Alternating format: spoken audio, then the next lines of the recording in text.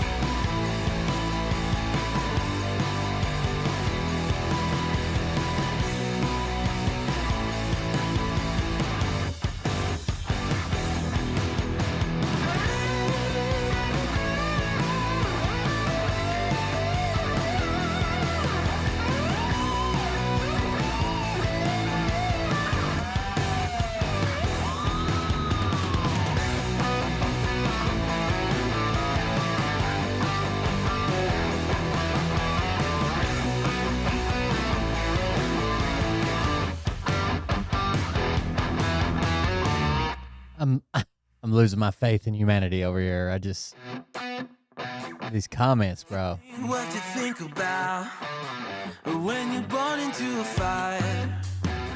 Let them burn it out. Sell them to the richest buyer. They wanna let the world decay. They tell us lies and fade away, fade away. We feel betrayed. We were raised to lose the race. Wake at the back of the pack, kill it anyway. Listen up now, because we're never dropping out. Beat the odds, beat the big house. The brains are bigger than the doubt. We've been thinking for ourselves, never let the truth fade away. This is bigger than ourselves, we won't let the world burn away, burn away. We feel betrayed. We were raised to lose the race. Wake at the back of the pack, kill it anyway. To blame, haters face the world's mistakes. Wake at the back of the pack, kill it anyway. Anybody else hate it here or just me? What the fuck is going on?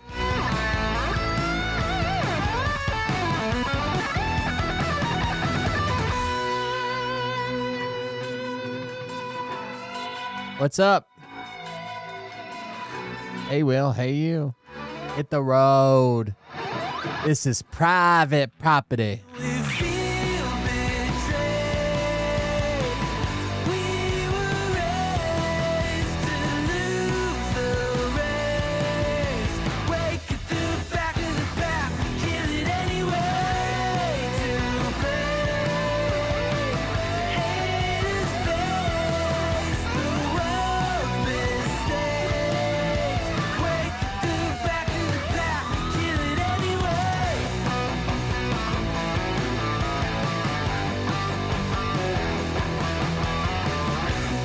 Ohio sucks so bad that just saying Ohio is the new kid's slang for shit that sucks. So I feel for you there. Like kids say that's so Ohio, that just means it sucks. So yeah.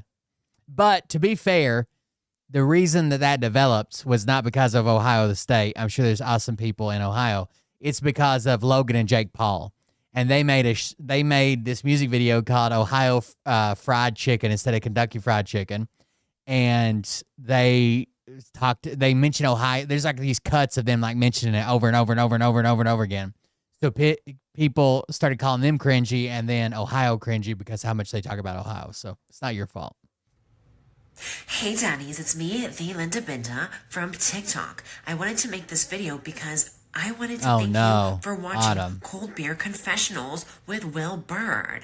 I think that's just incredible. I've watched a few episodes and I'm just like very intrigued. But you know what I'm most intrigued in is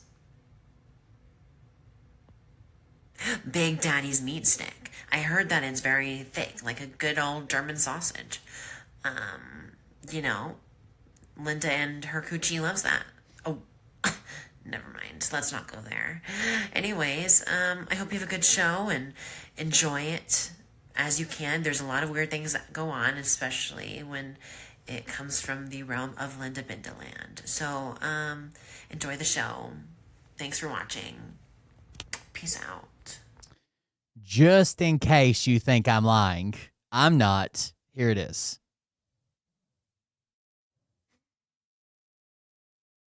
Jake Paul, Ohio Fried Chicken. March Lincoln Bio, Ohio Fried Chicken, bitch. We made this in one day. Tricky Rick, Bobby Slick. Ohio boys, let's hit it. Honk it down, honk it down. Ohio Fried Chicken is what it's called. I got my truck, my overalls. Just me and my boys making fried chicken, y'all. Even making this in a day. Like with all the resources you have at your fingertips, even making this in a day, I wouldn't brag about it. Kentucky can't compete. No. OFCE. Sweep you off your feet. Please look up to me. We'll tell you what to do. Tender's the move. Get yourself some sauce. Yeah, you a boss. OFC, that's how we're living. Come around town, you'll find me sitting here. Pretty girl with no care. No problem in the world, not even her hair. I think I found what I finally need. Chicken and a girl that's not. Anyways, I can't do no more. I can't handle it. That's all I've got. Okay. That's why Ohio is bad. Basically.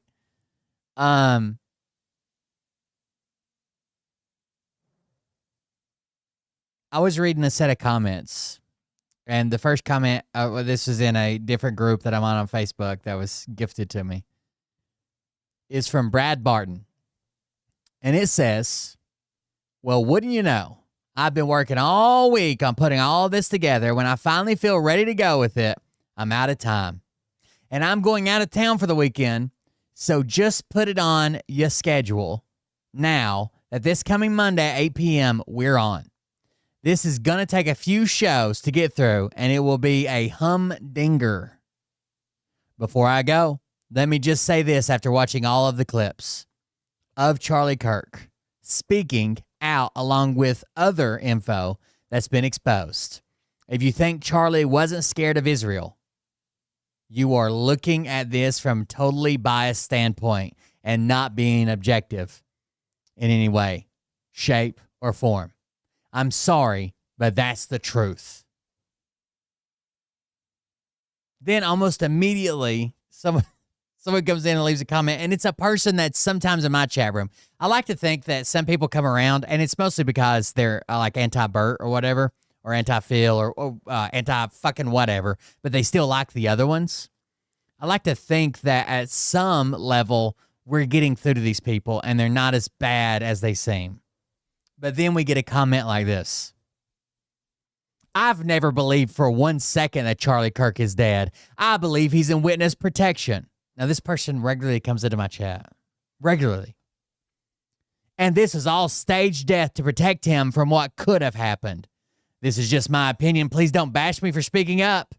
I have that right just like you have your right not to believe what I'm saying. You can believe he's dead if you want to, but it just doesn't add up. And Brad, I'm not talking about you. I'm talking about anyone else who reads this. We all have our opinions and we are entitled to that, right? Peace out. And Brad, of course, says 100% underneath the comment.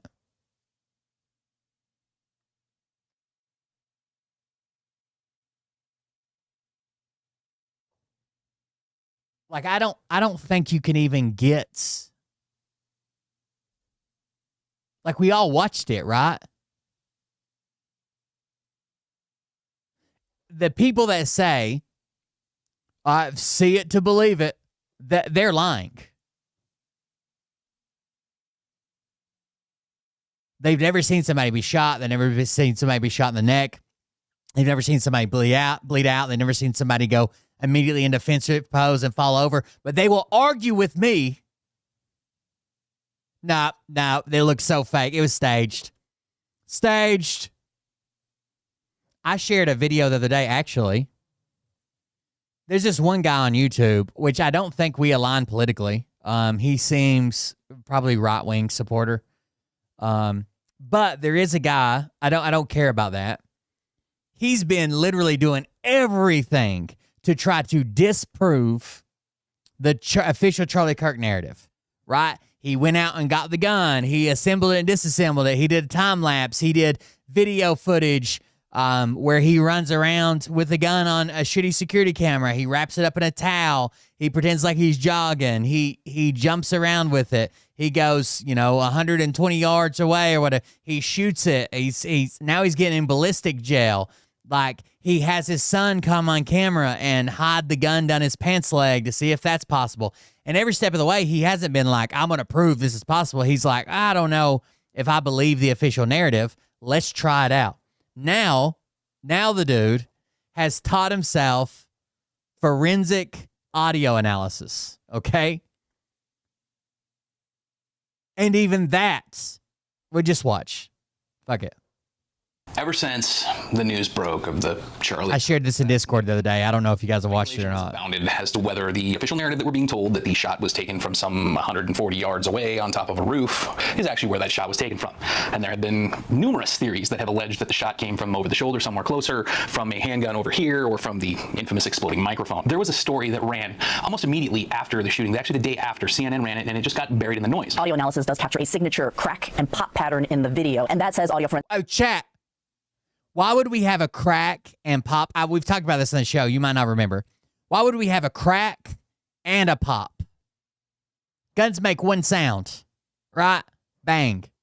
Why would we have a crack and a pop? This happened almost immediately after the shooting. A guy came out and said, oh, yeah, we've looked and saw and analyzed this, and we have a crack and a pop.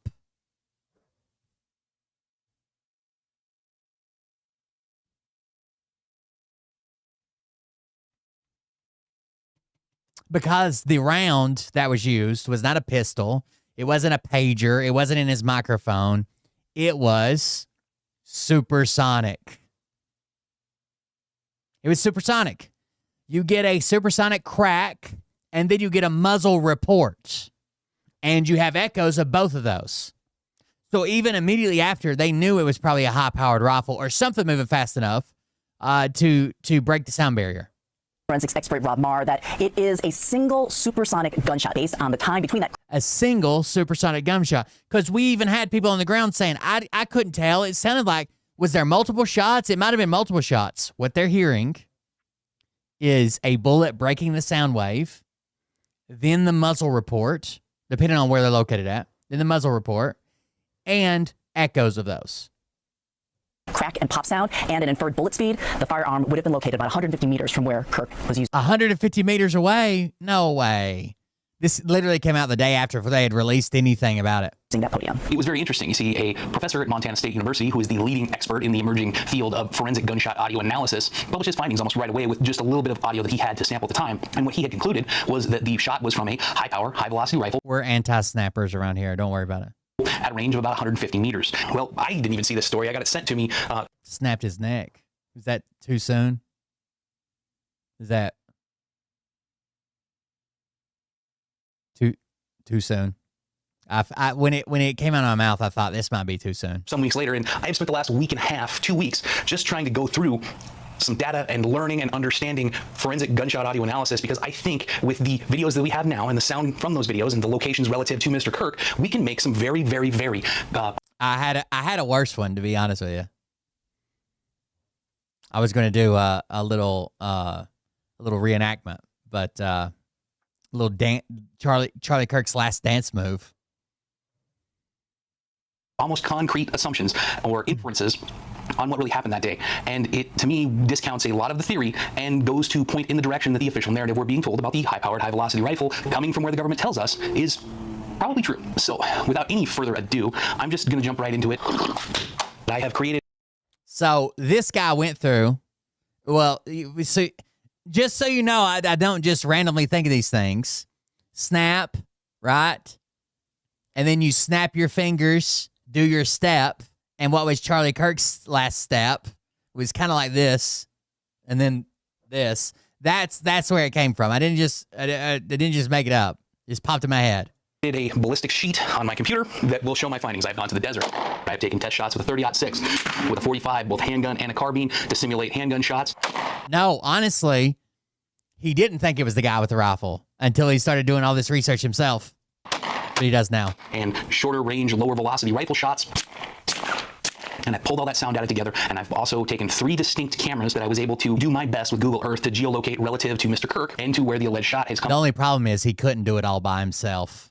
And work through some analysis with the waveforms to build out this table and give you some conclusions. First thing we got to do is talk about what is forensic gunshot audio analysis and how it works and what we can tell just right off the bat from some of the audio we have. Now, the first thing we have to know is that supersonic rifle shots and pistol shots have a completely different sound signature. Here's the problem. You see,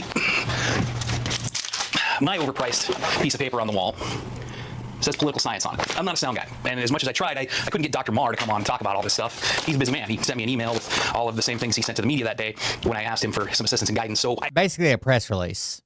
The press release says, I analyzed this, I pulled this is what I came up with. So what you're going to see in a second, I think it's in this video. I would hope it's in this video. When you do an audio analysis, especially when you're in an area like they were in, like in a bowl, you're going to, let's see. Install when I exit. I don't care. Whiteboard time, chat. Let me learn you something. So basically, it doesn't matter what the area is shaped like. Let's say, that's not big enough.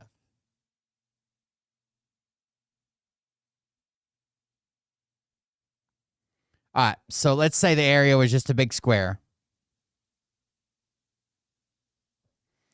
And we have to have multiple sources.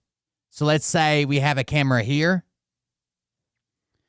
And let's say we have a camera or an audio. The camera doesn't matter, but let's say we have audio from here. We have audio from here. And we have audio from here. Okay? And the events, whatever the event is, took place here. Or at least that's where we saw the action from the event.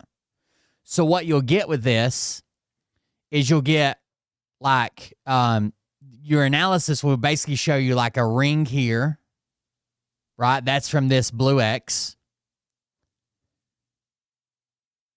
And then we'll get a ring here. That's from this red X that I drew. And then the magenta X will give us like a ring here. Now, the only place that can come from now, because we have the blue X or the blue ring, the red ring, and the magenta ring, is right here. where they intersect. That's it. That's it. Once all three of them intersect at the same point, or I guess technically it could come from here because I didn't do a very good job of drawing it. Once they all intercept at one point, that's the only place. That's the only place. Through science, that's the only place that this sound could have fucking come from. That's it. There are no other options. There is no guy dressed up like a bush in a potted plant. There is no Israel, put C4 in its microphone. Those ideas no longer work. They're ruled out. And where do you think that the overlay happens in this video?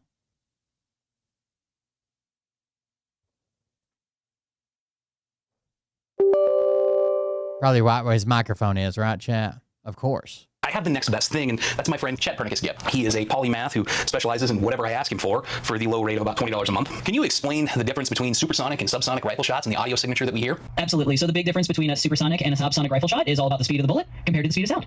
A supersonic bullet is traveling faster than sound, which means it creates a shockwave or a sonic boom as it moves. That sonic boom gives you a really sharp crack in the audio signature. So if you hear that kind of whip crack sound, that's a clue that the bullet was supersonic. On the other hand, a subsonic bullet is traveling slower than the speed of sound, so it doesn't produce that same shockwave. Instead, you get more of a softer, muffled sound because there's no sonic boom. So the audio signature is really a lot quieter and less distinct, and that's one of the ways you can tell them apart just by listening. Let's just start. If you had, let's say we have something breaking the sound barrier, traveling faster than the speed of sound, and you had a microphone mounted on it, or let's say adjacent to it, in line with it, and you kept speed with or just behind the speed of the object, what do you think you'd hear, chat? With what I've tasked you with doing here in this investigation, so we could build out the ballistic sheet that we're now seeing on the screen. Absolutely. So what you brought me in to do here is basically act as the technical brain behind the scenes. You had the big picture questions and the overall investigative approach, and I helped you translate that into the math and physics on the screen. It would be a constant. It would be a constant boom. Right? If you could keep up with something that is going faster than the speed of sound, breaking the sound barrier, it's not just one boom. Right? It's not like you just get up to speed and you get one boom. It's constantly making booms, and you just hear the one where you get the reflection back off of it. Spreadsheet. So what we did is you took all the known inputs, things like the positions of the cameras, the position of the target, and the timing gaps in the audio waveform, and we modeled all of that to figure out what kind of bullet speed and distance would match the data. In other words, my role is to help you. So they took the sound, multiple videos, they modeled all that, they measured the distance. They measured the time in between the crack and the boom. And located where that microphone was picking up that sound from. They timed it all out, and that gives us the projection of where the shot came from. We take all those raw observations and turn them into a clear conclusion about what kind of shot is actually plausible. You understand possibly the difference in these two sound profiles, and what that is completely dependent on is your ability to find. There was no sound of like a low-grade explosive. There was no sound from like his microphone exploding. There was no sound from a handgun. There was no sound from a second shooter. There was no sound from the balcony with the bush. There was no sound from his fucking, no sound profile from his security team. The so-called gaps in the waveform. And to do that, I do think we're going to find a pretty wild bullet path if this is ever published, right? There's been talks about the vertebrae that it hit, where it came to rest, kind of near his shoulder blade in the back, and the vertebrae that it took out. It seems like it hit one square on and was deflected down and took out some more, and that slowed it down enough to. It is rare, or at least odd, that the bullet stayed in the neck. It didn't pass through, but it's not impossible, right? The people that are telling you it's impossible, it's not impossible. I've taken all of these camera angles that we have seen here. I'll actually lay them out for you here on screen. I knew it would. As soon as I saw that. They're like, oh yeah, the Jews put explosives in a pager. They can put it in his lav mic. 3 different cameras that are able to be geolocated relative to Mr. Kirk's position on that day. I've taken this camera. All right, so we got front camera, we got right rear camera, we got the UVU camera, These are the cameras that we're analyzing. Front camera. It's or the audio from the a little cameras. bit, and it is the closest camera I could find to his location. Let's get handgun guy out of there yet. We're not ready to introduce him. I found that camera. I have placed it. I have gone through and taken the measurements and the bearings as best I can approximate to where Charlie Kirk is sitting. I've also done this with this right rear camera. It's kind of over here, about 20 feet off to the right. I've taken another camera that is a further away camera, and this will be important when we go to try to triangulate. Now, there is some guesswork in these crowd cameras. You just estimate the best you can. Like, what does it seem to be the distance is?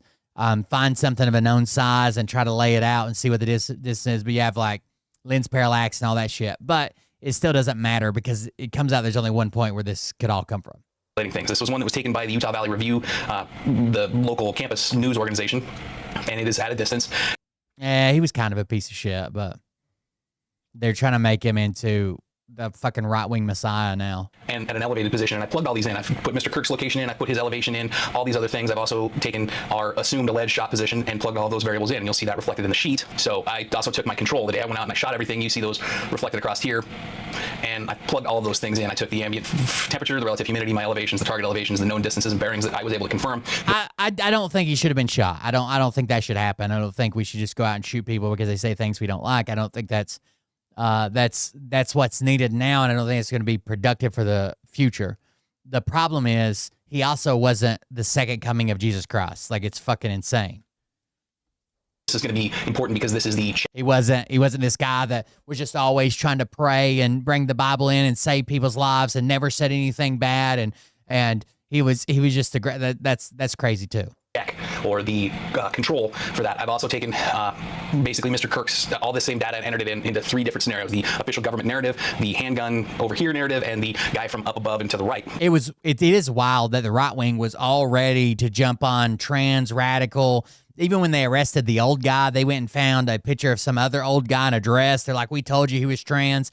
And then as soon as everything else comes out, they throw the whole trans leftist thing. They're still trying to blame us for being violent and killing Charlie Kirk, but also it was the Jews at the same time.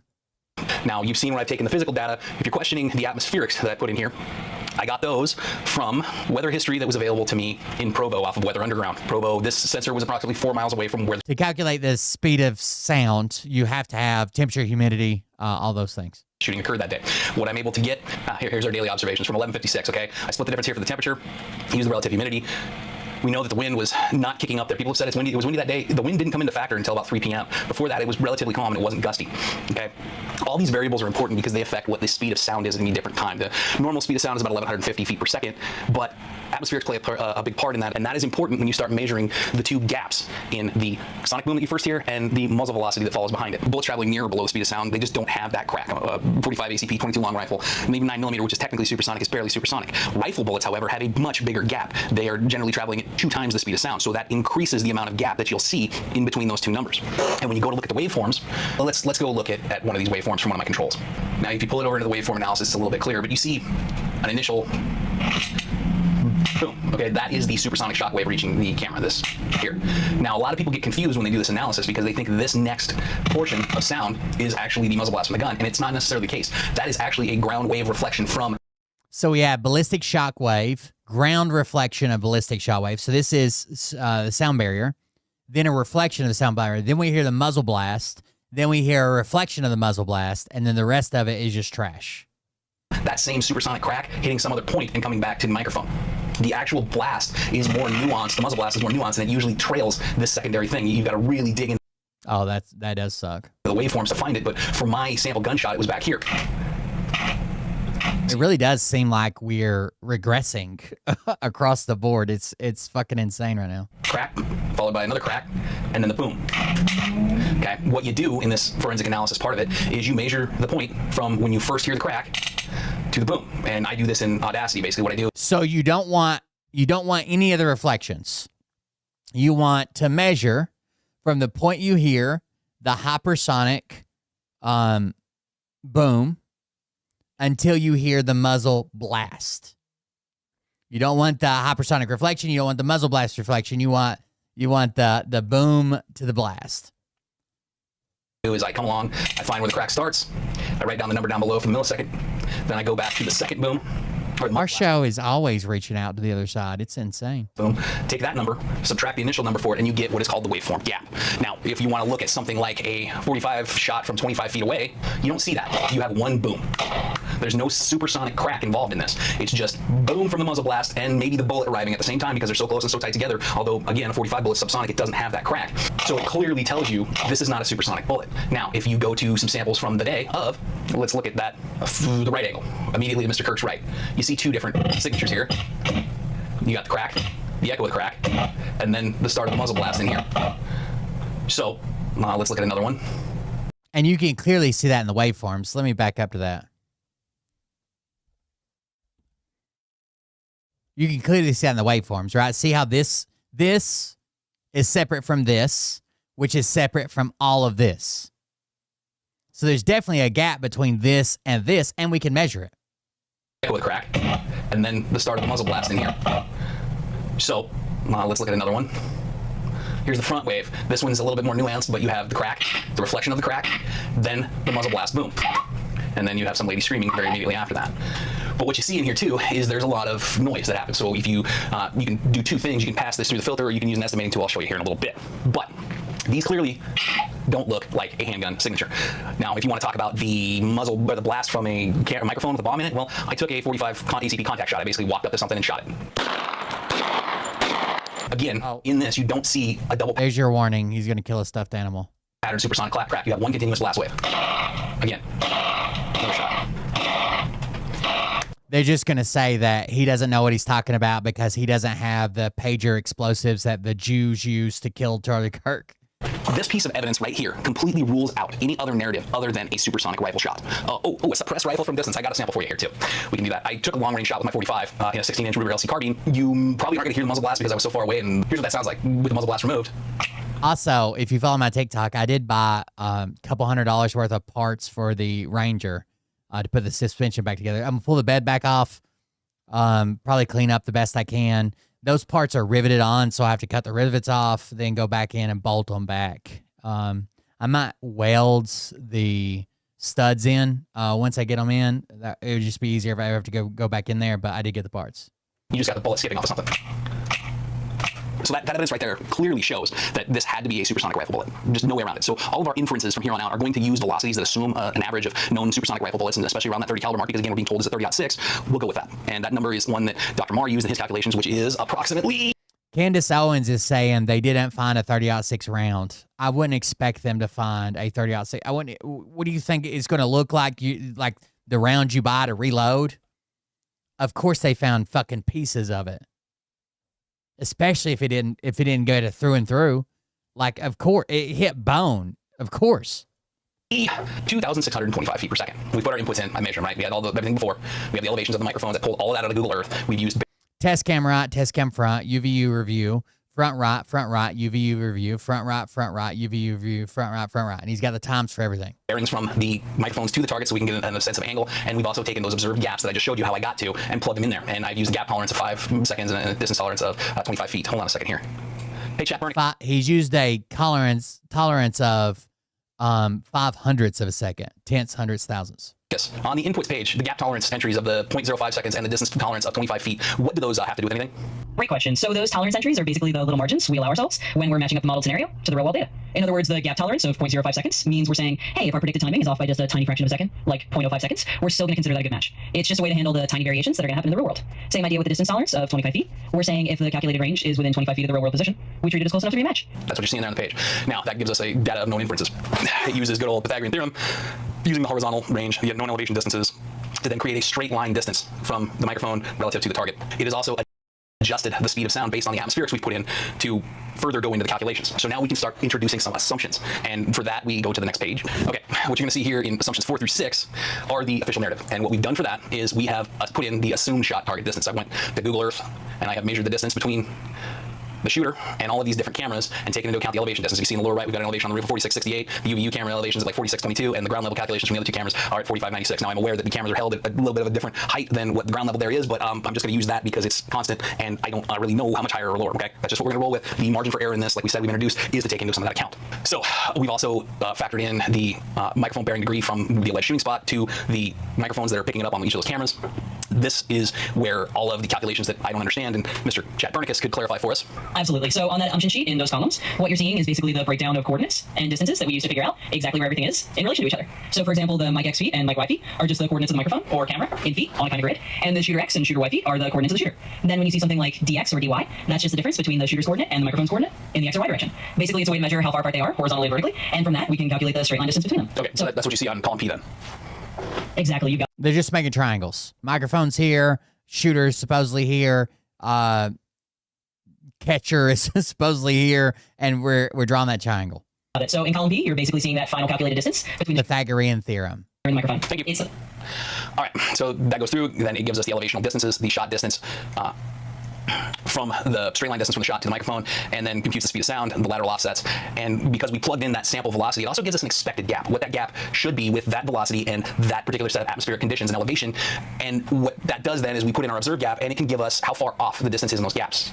And we can then look at that to see if those distances are within the tolerance when we go ahead and further evaluate our assumptions. Now, I've entered in the assumption. Yeah, by the time, so, okay. Hold on. The board of knowledge.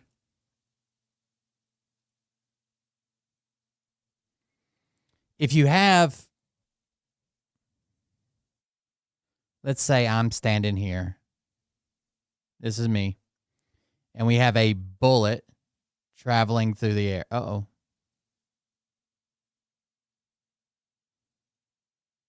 We have a bullet traveling through the air, and it is hypersonic. The bullet's already past me. It's traveling in this direction. The bullet's already past me, and it produces this cone wave, and you get diamonds up in front, right, where it's compressing this wave so hard. By the time I hear this crack, the bullet, the airplane, the whatever, is already past me. There is no reacting to it. It's already gone and past me. Even if you had insane fucking reaction times, it's already gone. Of the handgun situation with this guy to Mr. Kirk's left. And I've also entered in another assumption based on somebody being up on this ledge here in the bushes, taking the shot over the shoulder. This also kind of would be a analog to some shooting here or something behind. And you see those reflected here. We got the assumed shot distance of 15 feet for the handgun guy, 115 for the roof, and the associated bearings with that. Assumed bullet velocity, I use 850 for a handgun. For a 45 or a 22 long rifle, we could plug in 1125, 1175, 1200 for a 9mm, but we're still gonna get the same result. What happens here is that then spits out an NA because there is no gap in a subsonic round, which we, again, can toss this right out if you want. And what the expected gap using the assumption of 2526 for the velocity would be for the expected gap of a closer in shot at that same range. And what you see is, when you compare it to the observed gaps, so we can figure out what the gap should be, right, if they were using this type of weapon from this area. And then we can see what the gap actually is in the sound. And people are going to throw up like, well, what about delay? Or they were live streaming. So that doesn't matter, right? Everything's delayed the same. Right now, there's a delay on my stream. And if I say, keep the time from now until now, both those are delayed approximately the same amount. So we could still have accurate timekeeping between me and chat, even though you probably just now heard the part about keep the time now, and I'm 5 seconds beyond that. It doesn't matter because it's delayed in an even amount. the gap differences are quite more substantial for something that is in closer. It just doesn't fit, right? We can take that further with the consolidated assumption sheet. This cleans it up. I made two assumption sheets. One, the handgun thing is right out, but we'll compare this with a closer range rifle shot. Now, this calculator here does some things that are pretty cool. Factors in the assumed shot to the target, the assumed bearing of the shot, which is what I've entered in my previous sheets, and again, that assumed number. We're seeing some things repeated here with the bearings and the elevations. Those are, again, things that I put in as inputs. It also has modeled the Mach angle degree, and I'll get a quick explanation of the Mach angle degree for you here. Chat Bernicus. So the Mach angle is basically the angle of the shockwave that a supersonic bullet creates as it travels through the air. It's just like how a boat moving through water creates a wake, and the angle of that wake depends on how fast the boat is going. If you're standing... There you go. There's the angle that I drew earlier. And when you would hear it, the faster it's going, the more sharp the angle would be for you hearing it. On the shore, the speed of the boat affects when and at what angle that make reaches you. So in the same way, the bullet speed affects the angle of the Mach cone, and when that sonic boom reaches the microphones. Once you plug in that Mach angle, it then comes out with the variable of, is this within the tolerance or not? And from what we're seeing is yes, this fits those expected tolerances. The other thing that this sheet specifically does is it comes out with an estimated range from the microphone and an estimated range from Mr. Kirk by pulling all of those calculations together. Now, a shorter range rifle assumption using the same variables, you got your distance, blah, blah, blah, blah, blah, blah. only one of those cameras was within tolerance, and that was the one that was the Utah Valley University camera, which was much further away from Mr. Kirk. The cameras that were close to Mr. Kirk both have that tolerance as a no, a very hard no, because our observed gap was that much different from what it was expected to have been, assuming the muzzle velocity of the rifle or the velocity of the bullet being at 26, 25. I've taken our official assumption data that we have entered, and I've gone through and I've laid that into Google Earth for you. Let's first take the radius from... All right, so again, these are the circles that I drew earlier. So here's the radius if we use the sound from the UVU camera. Okay, it has to be somewhere on this red line. The front right camera. Then we take the measurement from the rear right camera, and then the UV... And then the purple line, right? UVU camera shot radius. And you see... So it has to be... Now, these aren't exact, obviously, but it has to be somewhere within on these circles. And the only place they line up, is right out here where these buildings are. Exactly where we're told the shooter shot from. Wherever these are going to overlap the tightest is where your most likely source of the shot came from. And from what I'm seeing here, it's almost certainly to the, well, it's east of Mr. Kirk, and it aligns very nicely with where our alleged shooter location is. Also, I'm going to give you that average shot from target that it estimated. So you have 4 circles that... So if we take the average, so we would expect to see these overlap here. They could potentially overlap over here, but there's no line of sight. But that green circle is getting pretty tight, so it has to be somewhere here. If you take the average of all 3 of those, that's this white line. And the white line falls exactly where they claim the shooter was. Overlap in this general region. Now, yes, there are some other overlaps, and let's take a look at that. You have this region through here. Well, if you get down to it, the ground level below this, you clearly don't have a shot because there's a building in the way. Even if you're on this building here, you still have that roof in the way of your shot. See it? Okay. If you wanted to say maybe the shot came from this window over here because you have a lot of overlap, or this roof, you've got this whole building here in the way. And if you were to say it came from this roof instead, well, you're well within that circle. Same thing for a shot up here from the guy in the bushes. He's just too far inside of these circles to have taken that shot. And again, from the back, you could say that maybe if we went off of just the UVU camera, it could have been possible, but these other 3 lines that are pulling range just don't add up. The only feasible place where there is a significant overlap in these shots is from where we're told the shot was taken. And to me, that pretty much... The gap in the lines is just a tolerance, right? We have to put in some tolerance. We can't be exact on everything. Solves any kind of dispute as to whether or not the shot was taken from a different location or taken with a different caliber weapon. None of this works out with anything else. Because at this point in time, I am now 99% certain that the gun that shot Mr. Kirk was smuggled in the way they said it was. It was assembled on site. It took a shot from the place and location and distance that we were told it was, and it was exfiltrated and left in the woods in the manner that we were told it was. We have... You'll even hear these red herring arguments. Like, oh, so the FBI is telling us that he assembled the weapon on the roof and then took it back apart and put it in his backpack and then assembled it in the woods for the FBI to find. No, that's not what they're saying. They're saying he assembled it on the roof, or at least in some capacity, right? He had a screwdriver with him in the towel. He left the screwdriver behind, and when he jumped from the roof, he has it wrapped up in whatever the fuck that black towel-looking thing is, dark colored towel, and he's got it in his hands. He doesn't disassemble it after the shot. No one would stick around after a shot like that, and he doesn't reassemble it back in the woods for the FBI to find. And it's not some random cardboard box. We found that this is an FBI evidence box. DNA evidence that corroborates the alleged suspect to the shooter. We have photographic evidence of the shooter in ways that make perfect sense with this narrative. I do not like the way the text message are laid out. Maybe we'll get more detail on that. There are a lot of ellipses, like 3 periods. It seems like a lot of the conversation is cut out. I would like to see that full conversation with no ... outside the quotes. But the conversation is sketch. There is no doubt in my mind that the alleged suspect, Tyler Robinson, could have done all of the things he is alleged to have done to make this shot. And in fact, this evidence especially now proves that the bullet that killed Charlie Kirk could not have come from anywhere else than this rooftop.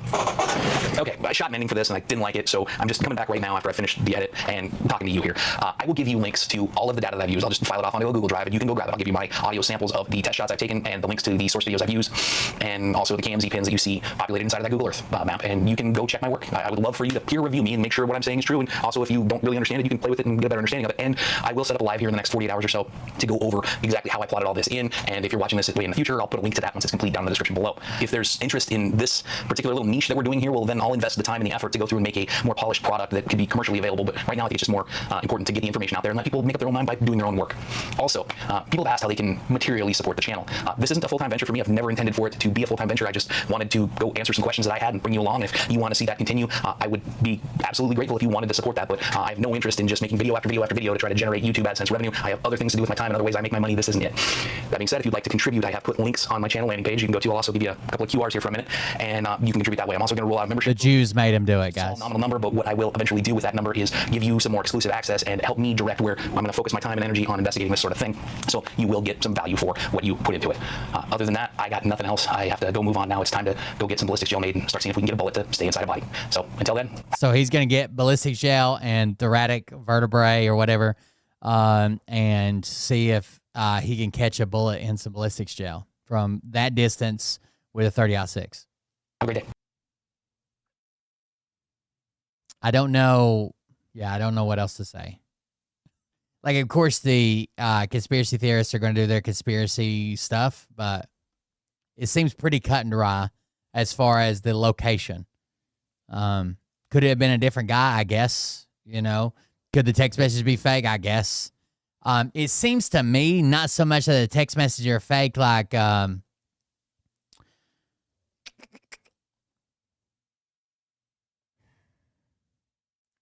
the text messages are fake, like they were just made up to make this guy look guilty.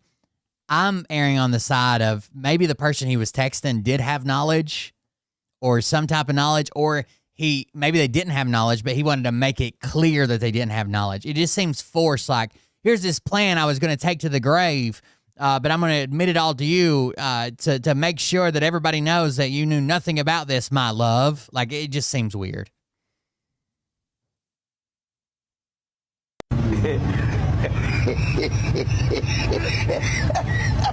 I don't know what's happening here. Oh, no.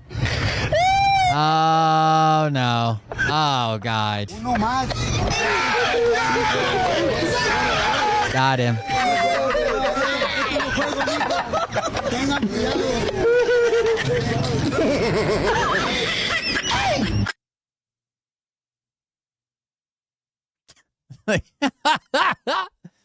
They broke him out, I guess. I also saw a video earlier today of these people fucking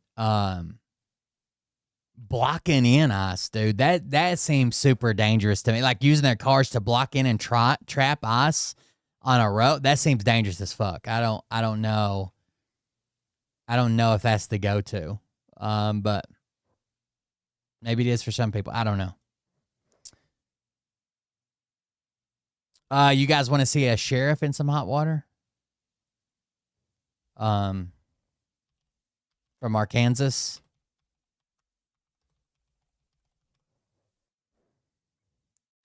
It's this guy, Jimmy Stevens. Let's watch the news story. No, let's save the news story. Let's do this one first. You want to hear a weird fucking story? This is wild here.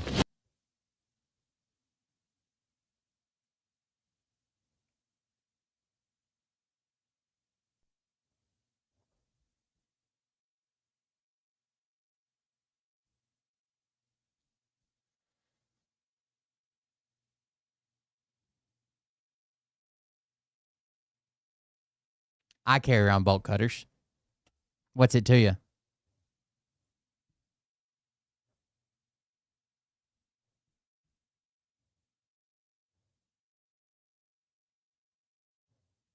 There's a pair in my car and in my Jeep. Got a problem with that, banana? Huh? Don't get quiet now.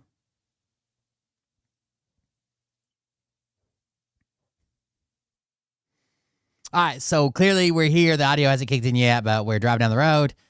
We got a Jeep in front of us or a Dodge Nitro, one of the two, and we're just driving around with the state police. And then we're going to see a car turning here, and the police see the car turning and immediately start to follow this. So this is going to be our subject. Now we got audio. I'm an Infiniti Sports, a black Charger 799. First thing I noticed from this, all right, black Charger, we're pulling it over. Wait till they tell him what they pulled him over for and see if you can draw any conclusions from that. 0 state, 799 0 state.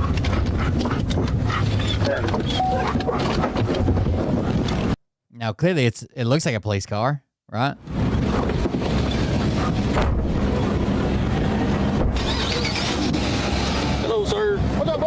I'm sure Price State Police was on stop. You coming up flashing light there, you were speeding just a little bit. My flashing lights? There used to be flashing lights. It's the 71 and 282. How fast are you going? You were speeding just a little bit. You're going 50 and 45. Not that big of a deal. 50 and a 45. This is a red flag immediately if you're getting pulled over for this. 50 and a 45 is usually not an offense they'll pull anybody over for. Except when they've seen you leaving somewhere or going somewhere or doing something else. They already had an investigation going, and now they need context to pull you over. It's technically illegal. Yes, they could pull you over for it. They usually won't, and it won't stand up in court. The speeding part usually won't. A judge will throw that the fuck out unless you did something else, and they were waiting for you to fuck up so they could grab you for something else, which is the case here. Not too bad. Yeah, not bad. Do you have your license on you? Yeah, I do. And this guy driving should know this because he's a local sheriff. Get your registration and insurance. Is this your car? Well, it's the counties. The counties? Yeah. What? You work for a county department? Yeah, Johnson County Sheriff's Office. Oh, okay. Glasses. How long you been with them? I've got my gun on my side, too, okay? Okay. Yep, serviceman. I've been the sheriff for the last 4 years. Okay. All right, guys, you're going to have to bear with me. I know we just got the insurance a couple of days ago. What are you doing up here in Crawford County? Well, I went to visit a CI. Visit who? A CI just north of town. Delivered some bags of goodies up there. What did you deliver to him? Well, his wife. Let me pop the truck and I'll show you. There's some goods at the co-op deal we did. Yeah. Where it's giving out to needy families and stuff like that. I'll show you what they are. Hey, if you don't... They're a good deal. Hey, since you're hopping out, just throw your service weapon over the passenger seat. Come back here. There you go. So you said you met a CI? Yeah. What, like a... Confidential informant. Yeah, but I mean, that's what were you taking him? These right here, brother. These are things that we put together. Little care packages for homeless. So he was going to see a confidential informant and deliver care packages to him. He had to go see a confidential informant way out of his county, and he's delivering a homeless care package to him. Or not, well, people in need. Oh, really? Things like that. Oh, no, I'm sorry. Not homeless. These are people in need care packages. Crawford County.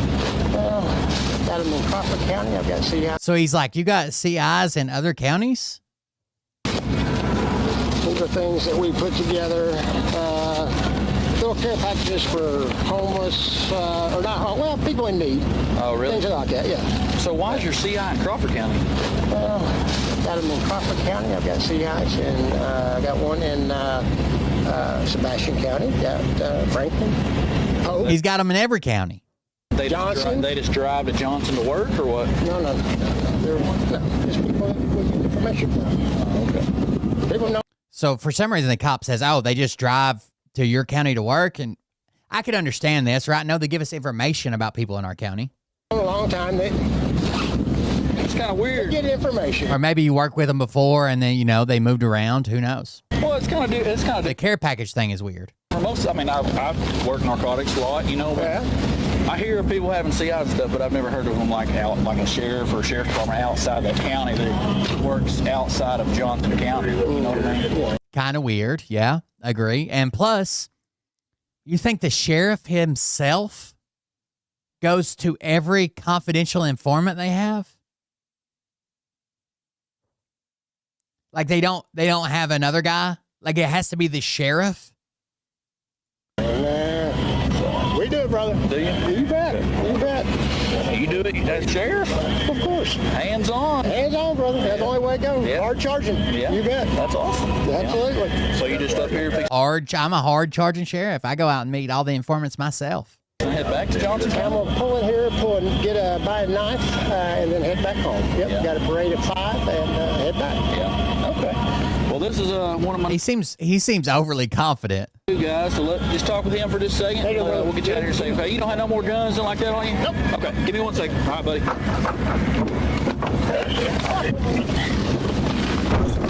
Even trying to make a joke here.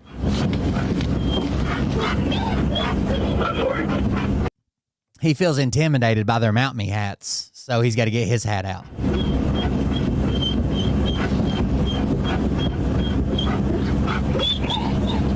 God damn, that dog sounds ready to work, don't it?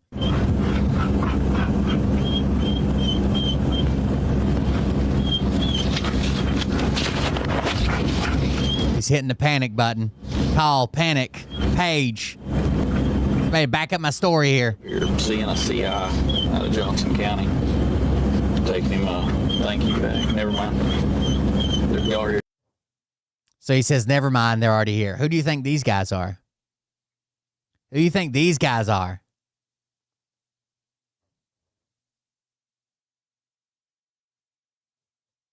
So what actually happened here, the FBI was performing surveillance on someone dealing drugs and probably guns and other things, whatever. The FBI was doing surveillance on a house, and they see this car leave, and they're able to identify the guy as the local sheriff.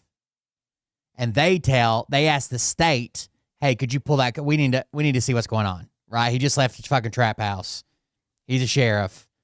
Well, as soon as he does something, doesn't signal, following too closely, speeding, whatever, pull him over.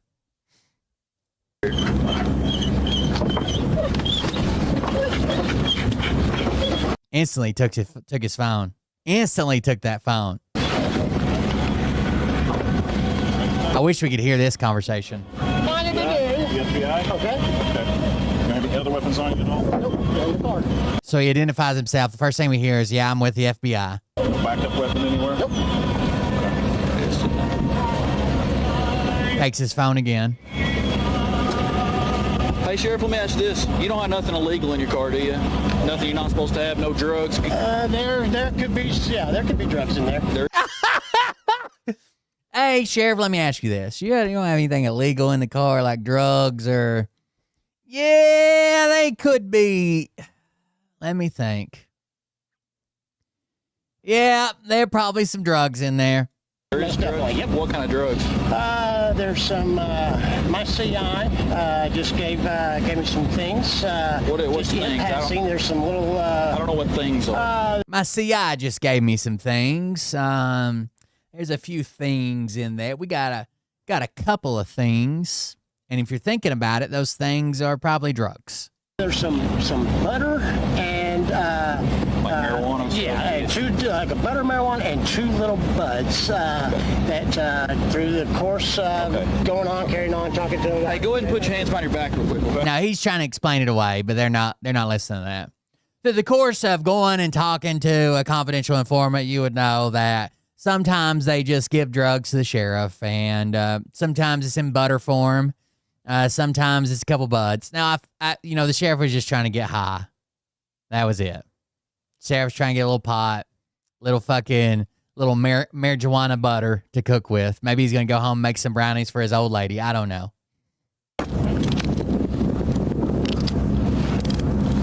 This whole deal's odd to me. Yep. And so, as of right now, I'm going to go ahead and detain you, okay? I'm not saying you're under arrest right now, but as of right now, we're just going to detain you until we figure out what's going on, okay? Because I've never heard of a sheriff not saying that what you're doing is wrong, but I can tell you this.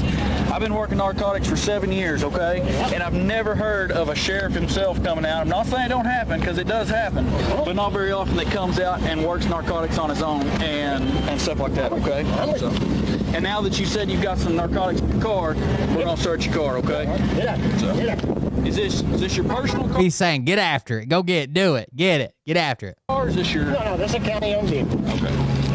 Does the court and all them, they allow you to take this out for personal use? And I wouldn't quite call it personal use. So they asked him, they let you drive his car for personal use like that? And he's like, well, you're saying personal use. I'm saying I was seeing my confidential informant. I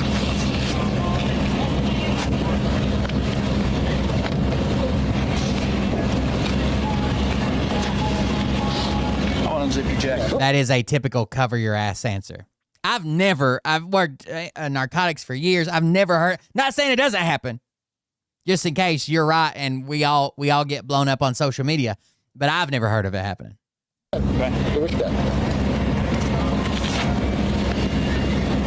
me ask you this, just, do you think, if you were in my position, would you think this is odd?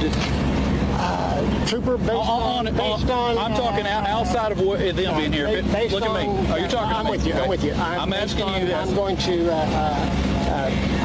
go ahead and just evoke my rights, and I'm going to speak attorney and sue my. Imagine that. A sheriff talking to a trooper with the FBI there, and suddenly he wants to use his Fifth Amendment.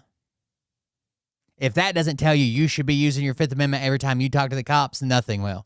Under arrest, and you guys, Okay. I'll be respectful and do whatever you need to do. I understand. Okay. I'm going to leave your hat right here, okay? Y'all want to watch him for me? Okay.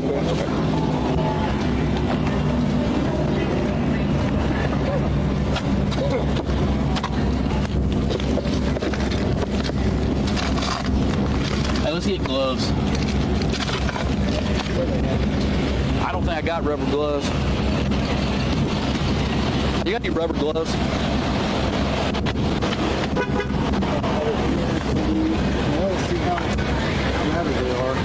don't do what you want to do. Just go in the back and well, my car for a while. You know what I'm saying? Get some more. It don't work.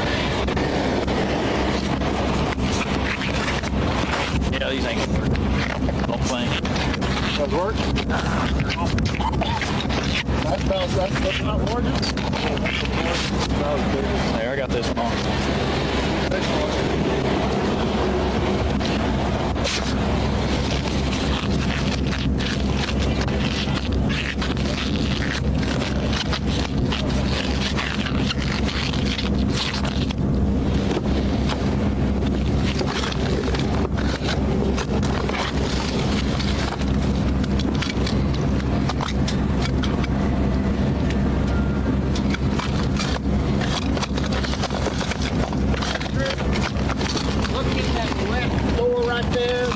Okay. Right there is what was described as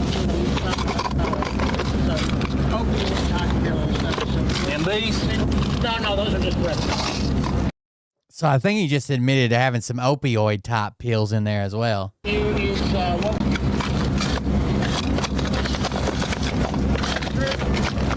Look at that left door right there. Okay. Right there is what was described as opiate cocktails. And these? No, those are just breath. I don't know what they are. I've got to check them.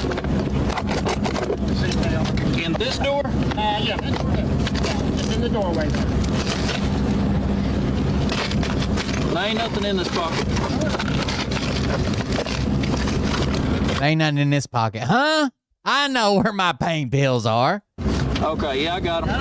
Yep. Ah, he found them. Thank God.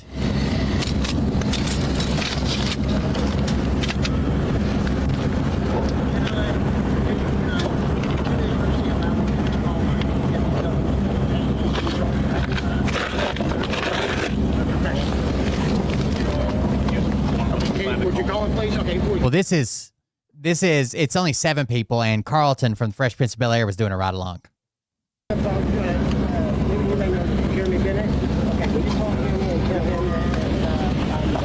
Alfonso.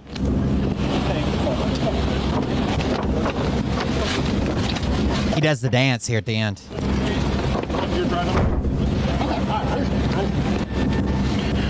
Hey, since you told me where those are, you want to tell me where the bud is? Huh? Since you told me where those are, you want to tell me where the bud is? They're in the trunk. Okay. Put them in a plastic bag. Okay. A trash bag. Okay. So since you told me where your pain pills are, you want to tell me where the pot is? Yeah, it's in the trunk. I put it in a trash bag.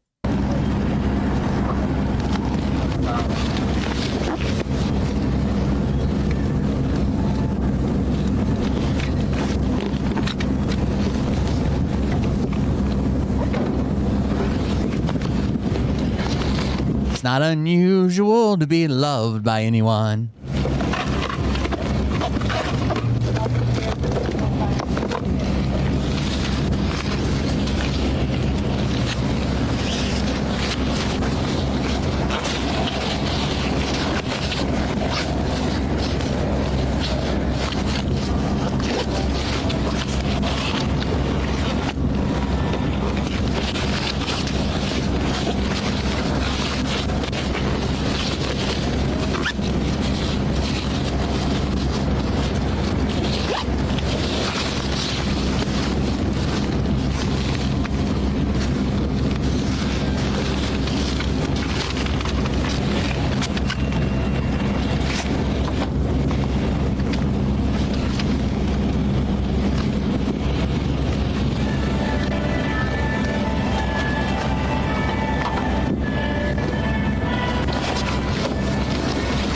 Smell it now. Damn's it. That strong? You got that good shit.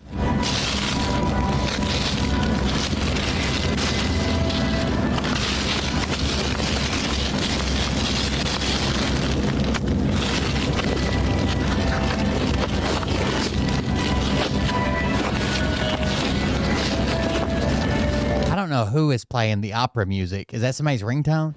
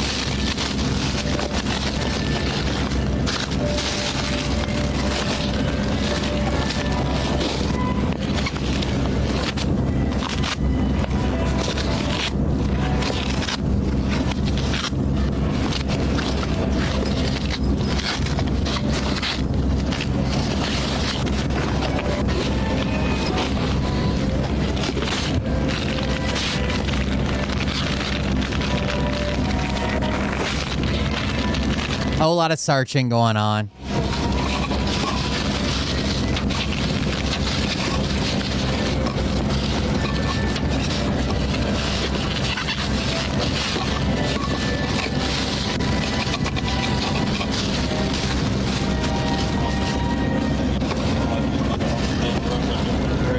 Woo! Damn it, son.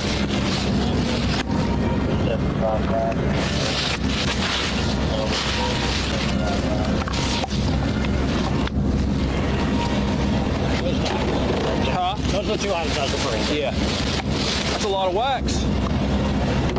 There's butter. Butter, wax, still a lot. Boy, that's a lot of wax. Oh, it's butter. It's butter. Still a lot. Yeah. It's from my CI. Did I mention that? Right one, just a tad on the place. Let me feel it. This one? No, the right one. Oh, the right one. It's not. It's twisted. You good?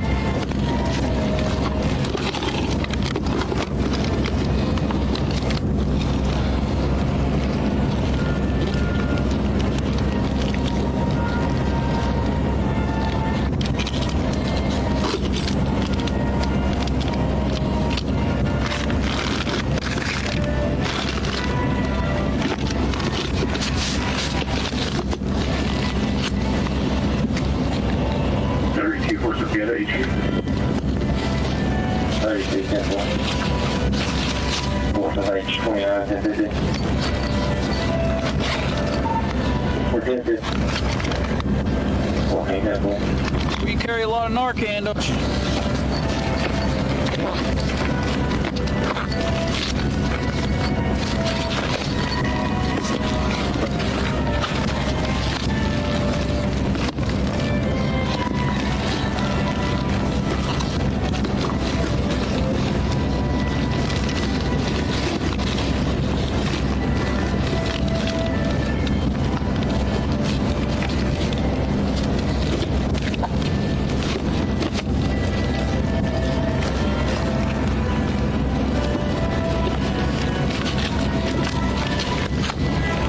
All the Narcan they're unloading.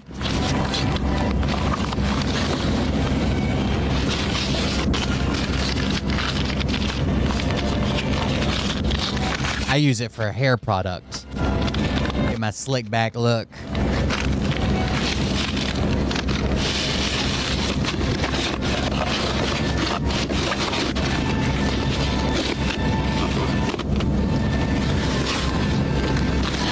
Second 24.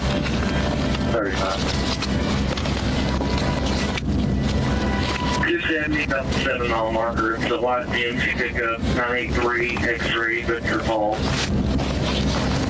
Yeah.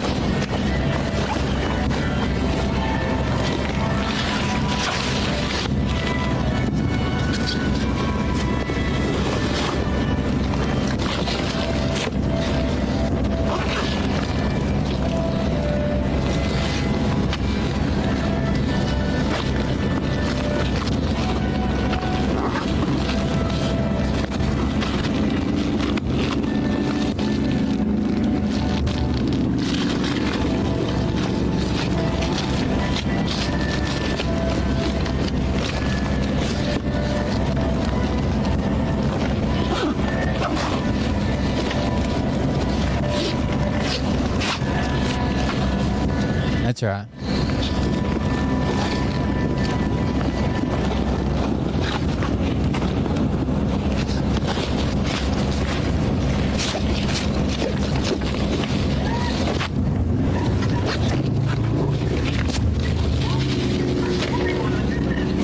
Hey, I just gotta let you sit over here, okay? I'm gonna put you in my car. Now we're gonna sit you down. Now it's getting this bad. You might as well sit down for a while. Going over there. You know, the right to remain silent, anything that can be get you in the court of law, you right to 30%. We do have audio in the back of the car. You can hear the audio doubled up there. For any question, you can't afford one to be appointed, no additional This is a new trainee, that guy that just walked across the screen. charge. You understand all that? I do, sir. Okay. Let me ask you this. Would you like to talk about anything we found in there so far? No, I told you everything that was in there. Well, I'm asking, do you want to talk about any of that? No, there's an explanation for everything that's in there. I'm asking you, would you like, if I ask you some questions, would you be willing to talk about it right now? Not at the moment. No, Okay. I'm good. Thank you. Yep. There you go. I know my rights. Tell him.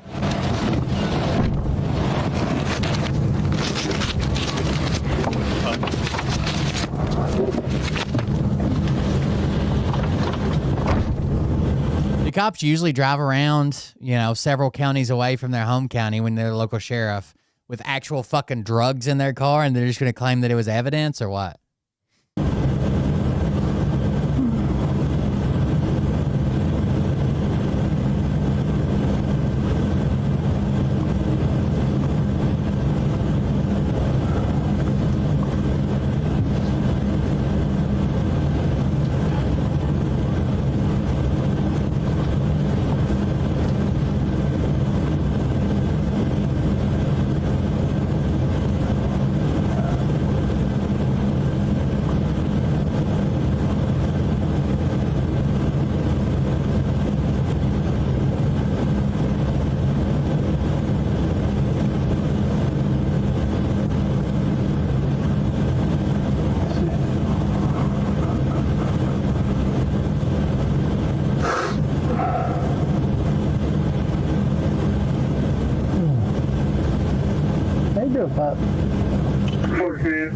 He's playing with the dog.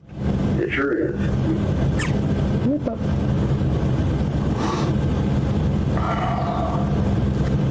3598. 35 info.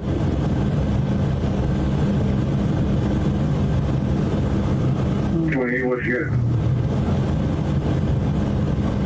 3-car pileup, River Bridge, Walking Dam on Favorite side. There we go. Now we get the news story. Out to Sheriff Jimmy Stevens, but he's not. Well, we reached out to Sheriff Jimmy Stevens, but he's not gotten This happened 2 years ago, but we just got body cam footage recently. back with us. And according to the arrest affidavit done by Arkansas State Police, we've learned that FBI agents asked a state trooper to stop Stevens after he left a house they were watching. Uh-oh. Unfortunately, he's got a So that's why they got him for 5 miles an hour over. seems to be a network of people. That's Johnson County Sheriff Jimmy Stevens when we talked to him in 2019, not long after he took office. In May this year, Stevens was reelected to serve another 4 years. But this is Stevens being booked into the Crawford County Detention Center Saturday night after he was arrested. Tonight, he's out of jail on a $25,000 bond, accused of drug and weapons charges. According to the probable cause affidavit from state police, special agents with the FBI were watching Stevens in an ongoing corruption and narcotics investigation. Agents asked a state trooper to stop Stevens after he left a house in Crawford County. Stevens was in his Johnson County patrol car when he was stopped for speeding on Highway 71 north of Alma. The arrest affidavit says Stevens told the trooper he was visiting his confidential informants. When asked if Stevens had anything illegal in his car, the affidavit says Stevens told the trooper there were pain pills, marijuana, and marijuana butter that's used for cooking. FBI agents searched the people's home where Stevens had been. The affidavit says the people admitted to making the marijuana and that they sold it to Stevens. The affidavit says prescription pills at the house matched those that Stevens had inside his patrol car. They were also arrested. Stevens is facing 3 drug charges, 1 charge of simultaneous possession of drugs and firearms, and 1 charge of speeding. As of right now, he's still sheriff in Johnson County. An FBI spokesperson confirms that they're investigating Stevens, but the spokesperson would not comment further, citing the ongoing investigation. And also, as of right now tonight, the Johnson County Sheriff's Department has not yet issued a statement on their sheriff being arrested. Coming up tonight at 6, the minimum time that Stevens could face if convicted on one of those charges. Live in Fort Smith, Brett Rains, 4029 News. Well, we reached out to Sheriff Jimmy Stevens, but he's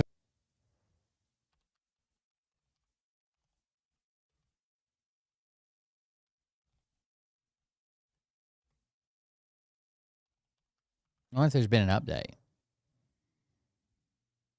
Pleads in court from a year ago. I was at the Crawford County Courthouse this morning where Jimmy Stevens had court. Jimmy Stevens is the current Johnson County Sheriff who was arrested back in December in Crawford County for possession of a controlled substance, simultaneous possession of drugs and firearms, and speeding.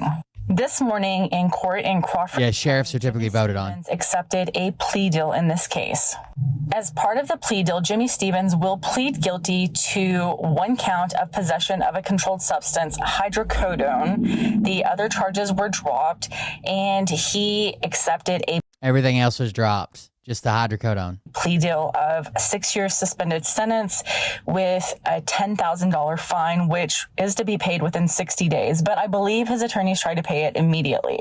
Jimmy Stevens has to forfeit his law enforcement license to the state of Arkansas by Friday, meaning he cannot be the sheriff in Johnson County anymore. He also is getting back the 3 weapons that were seized from him during his arrest.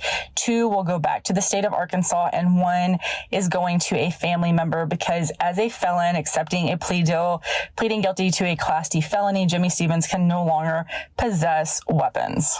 I will also be posting some footage from court. Sorry that it's not much. Here at 17 CR 2323. Are you James Stevens? Yes, sir. Is there not anything else to this?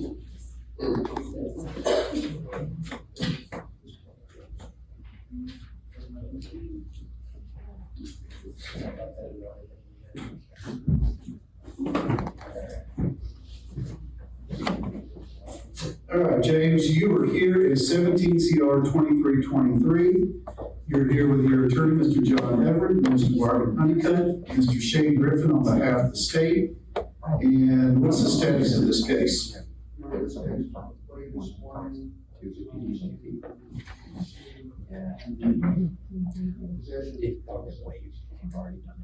All right, state, you have any announcements? Yes, Your Honor, basically, it's all property simultaneous possession of drugs and firearms within the speed. So we're going on possession of what? I got just hydrocodone. You probably don't.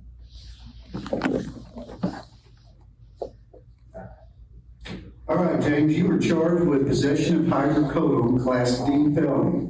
A Class D felony carries up to 6 years in the Arkansas Department of Corrections and/or a fine of $10,000. If you change your plea to guilty, you're giving up your right to a jury trial, your right to confront witnesses, your right to testify and call witnesses on your own behalf. You're giving up your right to an appeal. Do you understand that? Has anyone forced you or made any threats or promises to make you this plea today? You know what you're doing? Are you under the influence of any substance or medication to cause you not to understand what's happening? Mr. Everett, you believe he understands what he's doing? Mr. Honeycutt? Most courts ban cell phone usage. I wonder if she's hot. I don't know. Or video recording. Copy of the plea paperwork. Not just cell phones. Did you have an opportunity to go over that with your attorney? Did they answer any and all questions you may have had? Did you and your attorney reach a plea agreement with the state? Did you do so willingly and voluntarily? If I accept this plea, which I'm not bound to do, what do you believe you're getting sentenced to today? All right. Is there a factual basis? Yes, sir. We wouldn't go to the jury trial, which I don't know what this epileptic seizures is going on here. It's bothering me.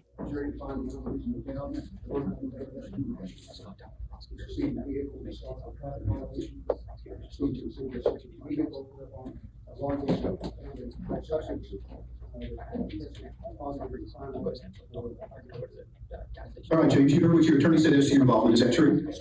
To the charge of possession of hydrocodone Class D felony, how do you plead? Based on your guilty plea, court finding there is factual basis that you're entering this plea knowingly, willingly, and voluntarily, and therefore finding you guilty of possession of hydrocodone Class D felony. Based on your guilty plea, court's going to place you under 6 years suspended imposition of sentence. If court costs $190, fines of $10,000, DNA fee of $250, and a drug task force fee of $150. That's all paid. That's going to be paid in full within 60 days from today to the Crawford County Prosecutor's Office. Let's see. You are to surrender your law enforcement certificate to the Arkansas Division of Law Enforcement Standards and Training by noon Friday, October 27th of this year. And you shall render your resignation to the governor for the position of sheriff of Johnson County, Arkansas by noon Friday, October 27th of this year. Do you understand that? Any other terms and conditions?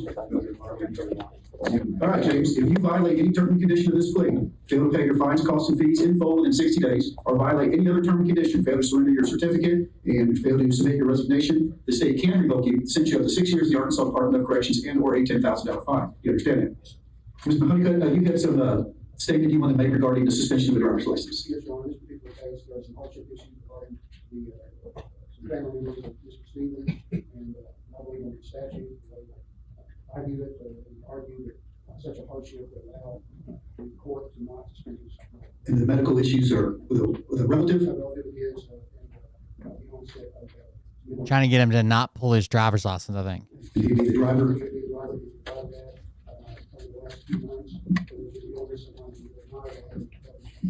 Is that true, Mr. Stevens? All right, then I'll waive the requirement of the 6-month driver's license suspension. Your Honor, I apologize for what we're out there. We figured out the procedure executed at the time. No other agreement returned to and forfeit. So he's not going to lose his driver's license for 6 months. Case. He said he had a family member that needed medical transport. Okay, so 2 guns to be returned. 1 gun is to. By the way, he said that was prescribed to him during the stop. Turn to him. No, it'll be returned to the family member. The name of the family member in order, as well as identify the 2 guns to be returned and one to be forfeited to the state of Arkansas. Disposition of that. Is that your understanding, Mr. Stevens? Yes.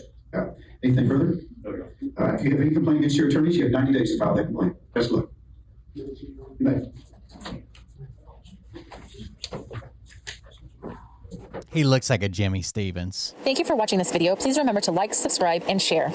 So basically a slap on the wrist. Yeah, he did lose his job. Yeah, he lost his ability to be a police officer, but you think that's what they're going to do? When you go to court, you're going to get fired? And they're going to be like, well, you can't be a police officer. No, of course not. You go to jail. Debbie Brockman, who was arrested, I think unlawfully by ICE. Oh, let's see what we got. Protesting. This last one.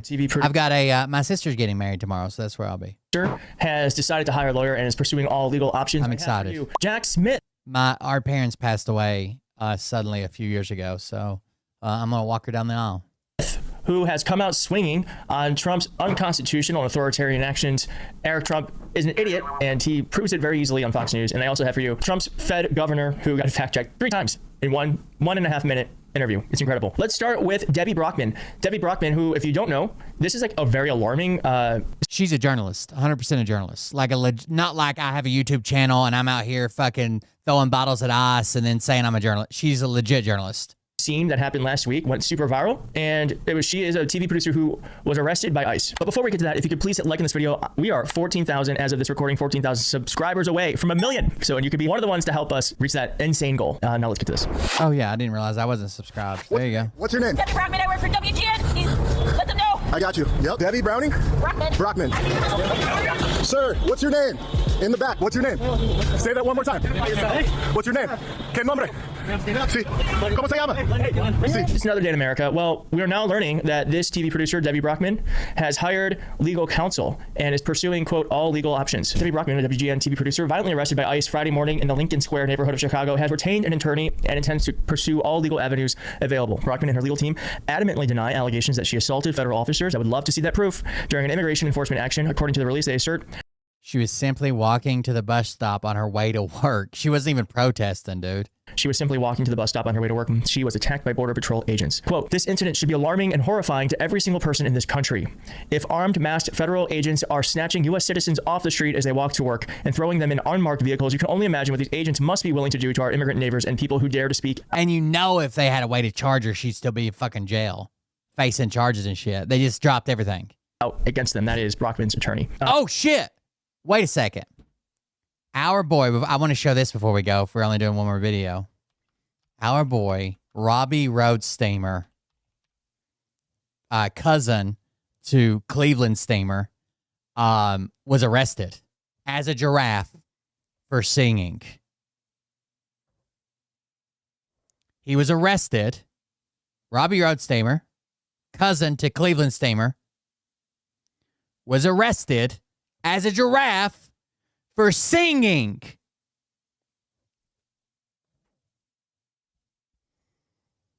It's about peace and love. It's about rock and roll in spite of ICE.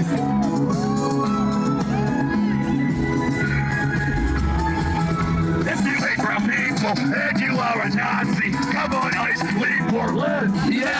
If you hate brown people and you are a Nazi, come on, ICE, leave Portland. Why don't you come out with your super soaker? Huh? Oh, here they come. They're not ready for prime time. Why don't you come out with your super soaker? Oh, here they come. Demolition.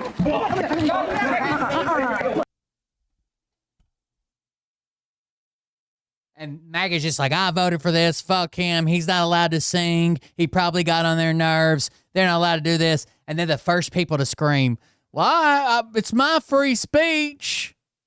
I can say Charlie Kirk is the second coming of Jesus if I want to. He didn't do anything. And 100% of it's recorded. He records everything he does. He's an influencer. Demolition. What are you doing? He's talking? What? He's just talking. Boo. Anybody can get it for no reason. And then they know, they put you in an unmarked vehicle. They don't tell you where you're going. They don't tell your family where you're at. They keep you for a couple hours. And this is 100% to intimidate people from showing up, from intimidate people from speaking out, from intimidating people from protesting. What is the other legitimate purpose? There isn't one. You can't give me one.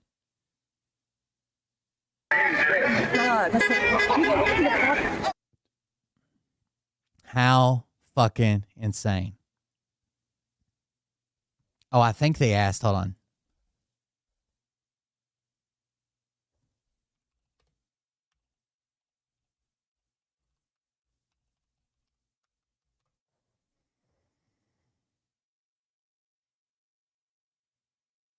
One more, then I gotta go. MAGA mom explains Antifa.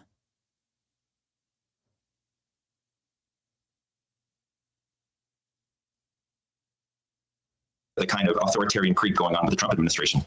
Never Welcome to the Necessary Conversation midweek edition. I'm calling these little midweek things busting the MAGA bubble because, Mom, I'm trying to bust your MAGA bubble. Never going to work, but good luck. We've already started. You've disagreed with Donald Trump multiple times on the show now. I think you're coming around to seeing some of these things are not true that he's saying, or they're very detrimental to American society. Blocking the entrance on a public sidewalk is not illegal, right?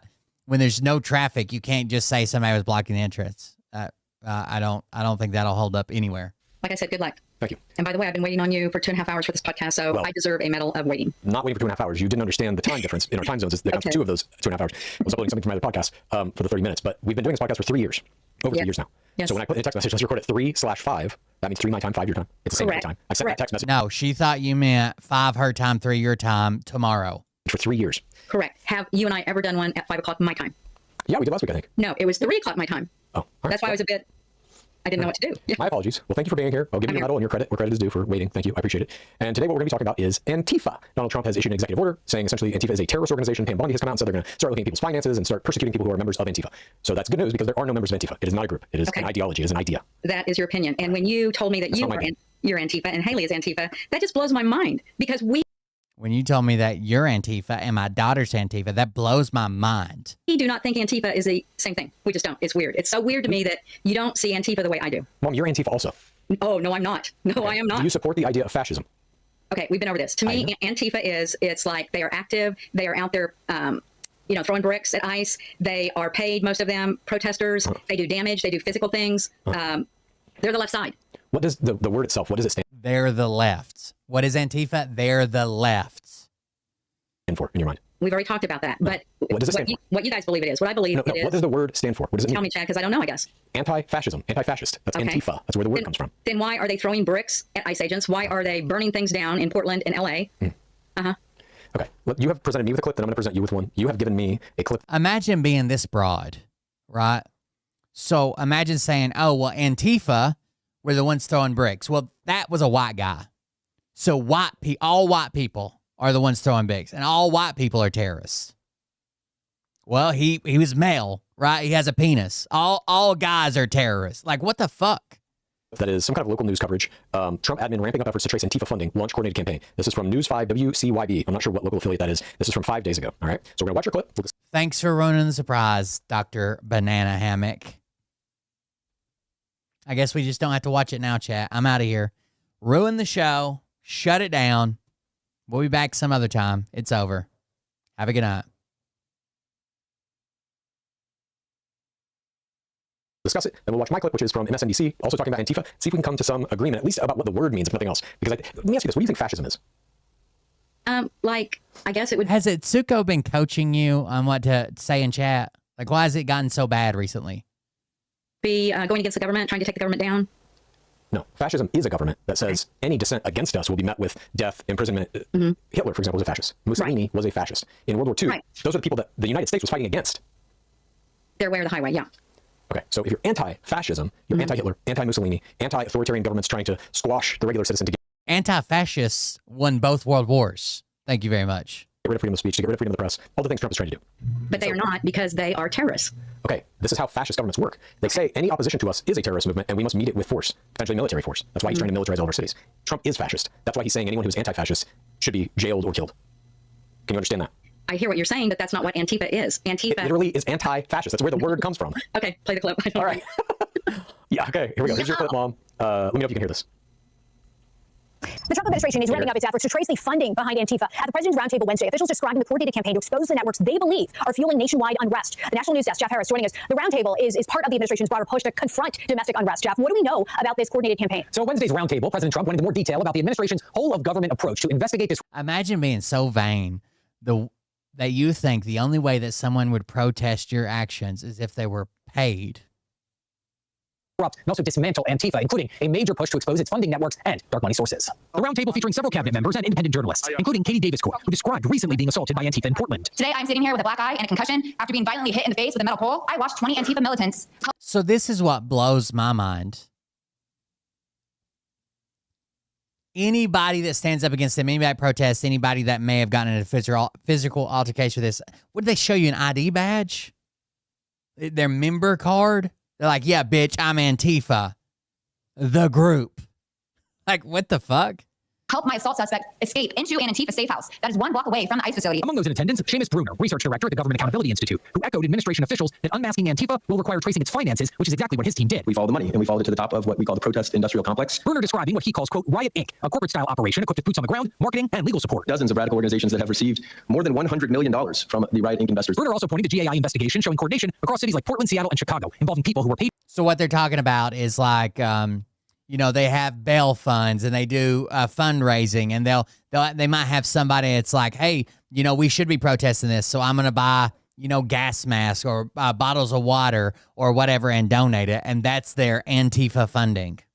Or let's say that there is a group that typically does something with the homeless, right? It is Homeless Charity of Los Angeles. And at some point, they also gave pallets of water bottles to protesters that were protesting. Now, every dime that's ever been donated to them, the administration sees as Antifa funding. Even though it was 100% for homeless people, they also donated some water. All the funding and all the donors are now Antifa terrorist funding organizations, whatever. And transported to participate in the unrest, specifically in some major funding sources like. Can you stop it or not? Yep. Okay, what do you feel about that?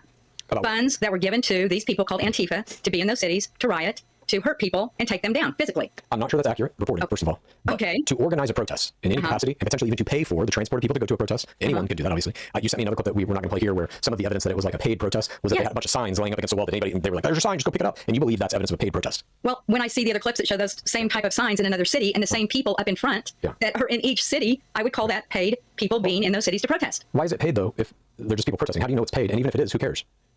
Because they are trying to take Trump down. They're trying to take our government down. You're protesting against him. That is still, in this country, legal to do. And you can organize a protest however you want. Have you ever been in a protest? No, I don't think I have. I've been in some recently, or relatively recently, just this last year. The guild I'm in, the Writers Guild of America, was on strike. I went to some of those protests. They have a big pile of signs that anybody who shows up can take one of the signs and go pick it with it. Okay. Those same signs are printed in New York. They're printed everywhere. And so people on both coasts have the exact same signs. And it's a pile of them. You don't bring your own sign. But you did that because you wanted to be. Well, some people do. Some of these people are doing it to earn a paycheck. That's not I don't know that there's evidence of that. I know that's the story they're telling, but I don't know that there's evidence of it. And that's what guys going to find out. Right, but you have to keep in mind, like, they're saying they're going to follow the money to what this guy's calling Riot Inc. I don't know if that's a real company or not, but they're trying to put this idea into the population. Huh? I'll Google it as you're talking. Okay. They're trying to put this idea into the population that there is a conspiracy network of people organizing all of this, funding all of this, and that is called Antifa. Antifa is like saying you're Christian, or it's just an idea. It's like saying, I don't believe in fascism. I'm against it. And right there, it's like going after. Where we stopped the clip, the next phase was George Soros, which they said he has given millions. Now they're exposing Hollywood celebrities that have been giving. Okay, so these people that they're talking about have been enemies of Trump for a long time. He's now just saying, hey, we're just going to look at the funding, and they're going to see if any big celebrity or Soros or anybody has given money to a left-leaning charity organization, and they're going to say, that's Antifa. Now we arrest you. They're floating this idea that Antifa exists simply so that they can arrest whoever they want on any pretenses because they will link it to Antifa activity. This is what all authoritarian governments do. This will also chill, if they do start doing this will chill donations to left-wing causes. Maybe they're for domestic violence or for food or for homelessness or whatever. But if they can move enough X's in a column to say, oh yeah, this is actually Antifa, it'll chill donations. Create a fake enemy, and then any of their real enemies they say are part of or working with that fake enemy, then they begin to arrest you, jail you, kill you in some cases. Okay. There are claims by some political figures and researchers that an entity or network called Riot Inc. does fund. She wasn't listening at all. She was just waiting to read. Frontline groups. Right now, no publicly verified proof of Riot Inc. is formally established for those sole purposes only of Antifa. Okay. So they're saying yes. No, they're saying no. You Right now, there's no evidence whatsoever. So they're saying it's real. Just read me. There's no publicly verified proof. So that's a no. That means that there is no proof. Well, Trump will find it. There will be proof. But see what you just said there. Trump will find it.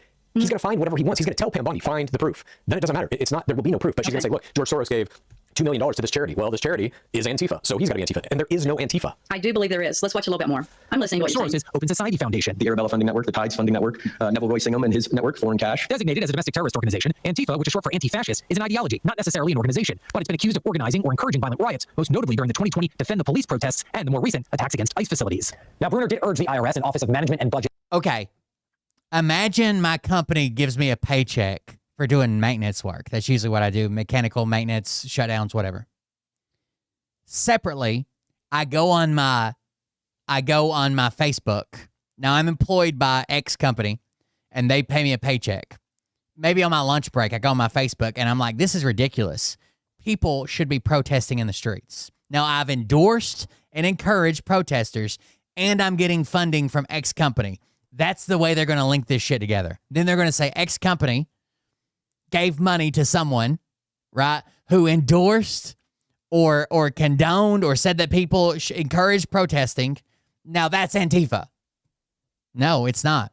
To review or revoke tax-exempt status for nonprofits that are misusing funds, adding federal authorities could use RICO statutes to target networks as well. Reporting for the National News Desk, I'm Jeff Harris. All right. The part I don't like too is this group that you say is not a group. These people, Antifa, that you say are just people. Yeah. They go around to the anti-ICE facilities, block them in, don't let the police and ICE do their job. That's against the law. They have to let people do their job. They're not allowing that. That's where the riots. If they're on a public street, then that's fine. They can do whatever they want. But you're also misunderstanding something. The Trump organization is trying to paint everyone who is opposed to them as Antifa, which he has now officially designated a terrorist organization, so they can arrest anyone. If you're just at a protest, you're Antifa, go to jail. So now it's any protesters can be arrested immediately. No, I don't agree with you there. Not even protesters. That woman was just walking to the bus stop to go to work. I don't agree with you. You just said that's illegal. You can't stop people from going to work. But that's what ICE is doing. Why is he making this shit up about Antifa? Because they are there. They are causing a lot of things they shouldn't be. Okay, so let's say there's a protest. Let's even say it turns violent. How do the cops determine, or the federal officers or whoever, how do they determine who in the protest is Antifa and who is just a normal protester? I don't know. I don't know the answer to that. Okay. I have a clip for you now. This is how long is this clip? It is about 6 minutes. And he should have followed up with, how do they determine who's a normal protester and who is Antifa? Okay. I don't know. Would you be okay with they come in and say, everybody's Antifa? That's the follow-up to that. Minutes long. Oh, wow. I guarantee you she'd be like, I don't know, blah, blah, blah. But if Trump does it and says everybody in this protest is Antifa, oh, yeah, he must have some type of knowledge we don't have. From MSNBC. We can skip around or pause. Yes, whatever. it will be. And this is MSNBC. The clip is called Debunking the Rights Obsession with Antifa. This is such a perfect example. Good job, Legend. Okay, let's do a hypothetical. Trump says, or Biden says, MAGA is a terrorist organization. Okay? Trump says MAGA is a terrorist. Why? Because January 6th, because the Summer of Love, because the Proud Boys, because the violence, because Kyle Rittenhouse. Are you a terrorist? No. But you're MAGA. Yes. That's the example there. Okay. Here we go. The university professor and his family have had to flee the country. This week, Rutgers University historian Mark Gray fled to Spain after he says his family received a torrent of death threats after President Trump characterized the left-wing anti-fascist movement as a domestic terrorist organization. And the Rutgers chapter of right-wing student organization Turning Point USA launched I don't typically, look, if you're new here, if you don't regularly watch the show, I do not like to compliment women in the chat. But sometimes I fuck up. petition for his removal. Now, to be clear, Gray says he is not a part of Antifa and that his association is solely as an academic who studied it. It goes right to their head. Next thing, they're like, I'm not doing dishes. Like, who says dishes is only for me? Like, I get it. I understand where everybody else's head is. And I'll have to have a talk with her, owner. But sometimes I fuck up. I'm not perfect. And Antifa is not, by the way, an actual organization with founders or leadership. It's a loose, decentralized term. Mom, you're shaking your head. I don't like, agree. Oh, that's crazy. Okay, who founded Antifa? I agree that it is an organization that Nice. is funded by people like Soros. Who founded it? Huh? Who founded Antifa? Had to be the people with the money. Soros, founded it? Clinton's, Give me a name. Obama's. Who? Soros, Clinton. George Soros is the founder of Antifa? Maybe. Bill Clinton is? Obama is? Joe Biden Has is? to be people with the money that keep funding it. So you have no idea, and you're just making shit up, and you're filling in the founder of Antifa When was Antifa founded? with your current perceived political enemies. I'm filling it in with the people. They fucked up in the round table they had at the White House when they're like, oh, Antifa's been around in one form or another for over 100 years. Yeah, who was? Let's see. Back in the 40s, who was Antifa, and what was their mission? What were they doing, running around saying they were Antifa? Who were they against? The money that keep pumping it out there for paid protesters and people to go riot and to be physical and Why to do try you to think take down. Hashtag women learn their place. That's the new hashtag we're going with, chat. Like, let's say that there are paid protesters. Why does that matter to you? Who cares? Because when they are there in the name of Antifa, they cause damage, they do physical harm to people, they throw bricks, they light things on fire. Have you seen the footage from Portland where people are dressing up in frog costumes and animal costumes? Find me just proof of someone saying, I'm donating this money to Antifa. Please attack, destroy, assault, burn. It's one of those things, right? That's all we need. And it should be out there, right? Because they're all having this meeting of the minds and they're planning their violent assaults on Trump and ICE. And dancing in the streets, and that's the form of protest. And then an ICE officer sprays pepper spray in the breathing hole of one of the suits. No, I have not seen that. I saw the naked people on the bikes, which is so stupid. Well, what is it? Is it Antifa's throwing bricks, or they're stupid for being naked on bikes? Stupid for being naked on bikes. That's ridiculous. So is it violent protest, or it's peaceful protest but stupid? Violent protest is Antifa. That is just stupid people naked on bikes. Okay, the stupid naked on bikes are not Antifa. Probably not. So as long as you're Not- naked on a bike, you're not Antifa. That's stupid. Okay. That's stupid people. All right. For a movement, but it's increasingly being used by the right as a label for a wide range of left-leaning causes, nonprofits, and protesters. By the way, Bert was showing the Antifa, apparently, I haven't seen it, but I saw Discord talking about it, was showing the naked people on bikes protest in Portland, I think, completely uncensored on Rumble. And then suddenly his stream went down for a while. I don't know what happened. Joining us now is Rutgers history professor Mark Bray. He's also That's Bert with a U, B-U-R-T, Bert. author of Antifa, the Anti-Fascist Handbook. Professor Bray, thank you for making time for us. First, how are you and your family? You just moved to Spain. Walk us through what led you to move and to get to this point. Right. Well, as you said, following Trump's executive order declaring Antifa a terrorist organization, which you gave me a great lead up in terms of how it's completely ridiculous, I received a wave of death threats pushed on by a number of right-wing provocateurs online, pushed on by Turning Point USA on my campus, pushed on by Fox News. It led to the point where Of course they ruined this guy's life. my address was posted on X, and I felt unsafe in my home and increasingly unsafe in the country. When I tried to leave the country on Wednesday, my reservation was mysteriously canceled at the last second. I don't know exactly what happened with that, but it was awfully fishy. And then I was stopped, searched, and interrogated by federal agents as I made my way out of the country on Thursday, despite facing no charges for any crimes whatsoever. As you said, I'm an investigator, I'm a dad, I'm just trying to live my life. I'm not even writing about anti-fascism anymore. This is about a book I wrote 8 years ago. So it really shows, I think, that the kind of authoritarian creep going on with the Trump administration. Okay, what do you think of this, Mom? This guy's just a professor who wrote a book about anti-fascism, and now he's getting harassed to the point that he has to leave the country. So he says he is. And if he is only that, why would he have to leave? So he says. Why would he have Because to he's leave? getting threats, and the right-wing people are doxing him, threatening him, and pushing him out. He had to He's do doing- more than just write a book on it. He had to do more. He had to What be do more you think he vocal, did? or something had to happen for him to be that afraid. Okay, hang on a minute. You said he had to be more vocal. That's just freedom of speech. Anyone is allowed to be as vocal as they want about literally anything in this country. But you're to now the saying point that no. he's pushing the narrative so hard that he would be afraid to be here. You can push whatever narrative you want. That's freedom of speech. Okay. Then he should stay. Why would he be afraid to leave the country if all he did was write the book? He just told you, right-wing people are threatening him and his family. Because Trump has said Antifa is a terrorist organization, so now all the They're saying, hey, Trump told me you're Antifa. You wrote this book. I'm going to come rape and murder your family. MAGA maniacs. Just fucking, god damn. Just disavow it, lady. Holy fuck. Especially on his campus, he talked about Turning Point USA pressuring him. They're like, fuck this guy. He's Antifa, which now, at least in the mind of MAGA, certainly in your mind, equates to terrorism, which it is not. It's anti-fascist. Are you pro-fascist? Oh boy. No, don't oh boy me. Are you pro-fascist? No. Then you're Antifa. You're anti-fascist. No, I'm not Antifa. Are you pro-fascism or anti-fascism? I am not pro-fascism, Okay, but I am not anti-fascism. Antifa. Antifa is, like I said, paid protesters. They do damage. They throw the bricks. They light the fires. That to me is Antifa. Okay. Antifa is literally anti-fascism. So if you are against the idea of fascism, which you're saying you are, you're Antifa. No, I'm not. You and I don't get how you're not understanding this. I am not. Okay. Are you?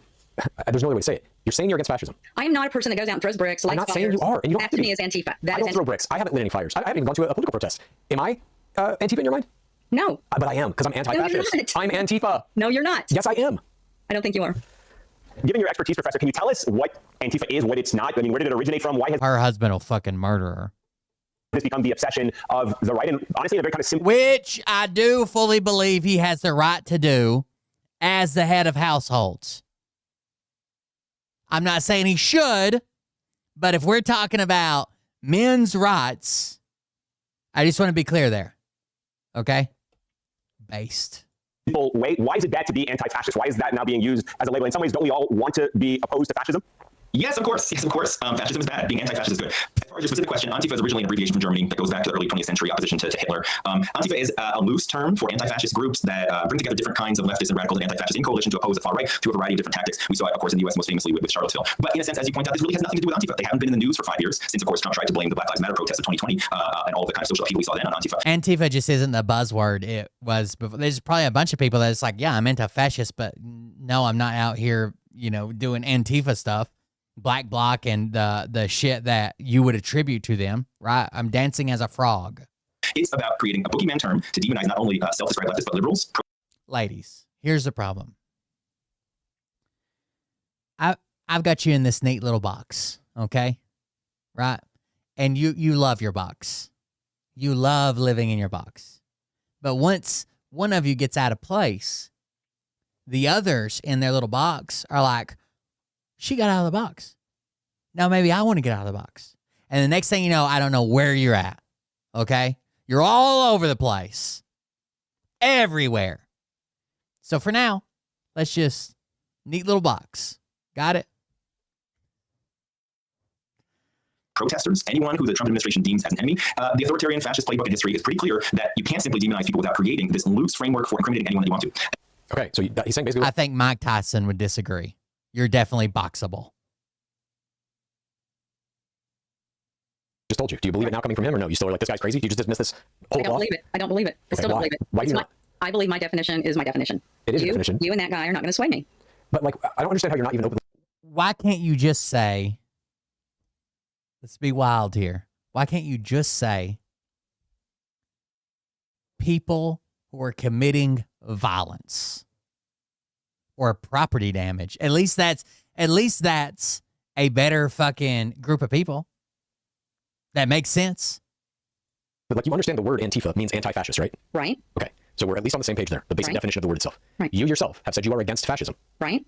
So you are anti-fascist, yes? Yes, but I believe that's Antifa. Maybe I should call them something else. It's the people that are paid protesters that go out, start the ruckus, throw the bricks, get on the ice. Won't let the it's ice the violent elements through. of the, okay, you're a bootlicker who wants to support ICE and allow them to do anything they want. I get that. A bootlicker, that's nice. Yeah, calling your mother a bootlicker. That is so nice. You support what ICE is doing, I support our federal government, okay, and if the cities, if the mayors, if the governors, if the cities aren't taking over and doing justice and making it safe for the people that live there, then I believe our federal government. That's bootlicking. Needs to do it. But the federal government is the one who's making it unsafe to live there. The federal government has masked Secret Service troops, or SS troops, Gestapo style, kidnapping people with no warrants, no identification. They've killed people at this point. They shot that priest in the head. And then they disappear. And that's all part of the scare tactic, right? You don't know where you're going. Your family doesn't know where you're at. It might be hours. It might be days. You might be charged. You might not. You disappear. Now they just throw you out. If they release you, they just throw you out on the street. You don't know where the fuck you are, right? No, I think our federal government is making our city safer for us all to live in. How is it safer for people who are going to their immigration hearings in court and get detained? Lisa Frank. That's right.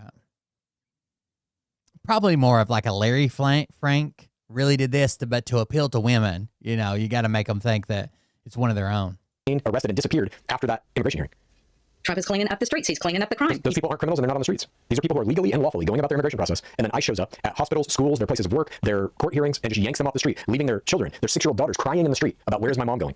I have told you before, I don't think some of the tactics and the way that the immigration system is doing this is correct, but we should have never left the border wide open either. So now the measures in place, some of them are not correct. I've told you that. Okay. It reminds me of trying to explain something to Michael Scott from The Office.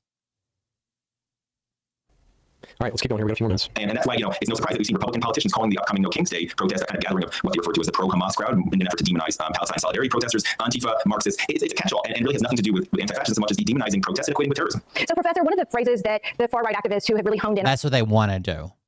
They need a box to put everybody in like I do with women, but they need a box to where all protest is illegal.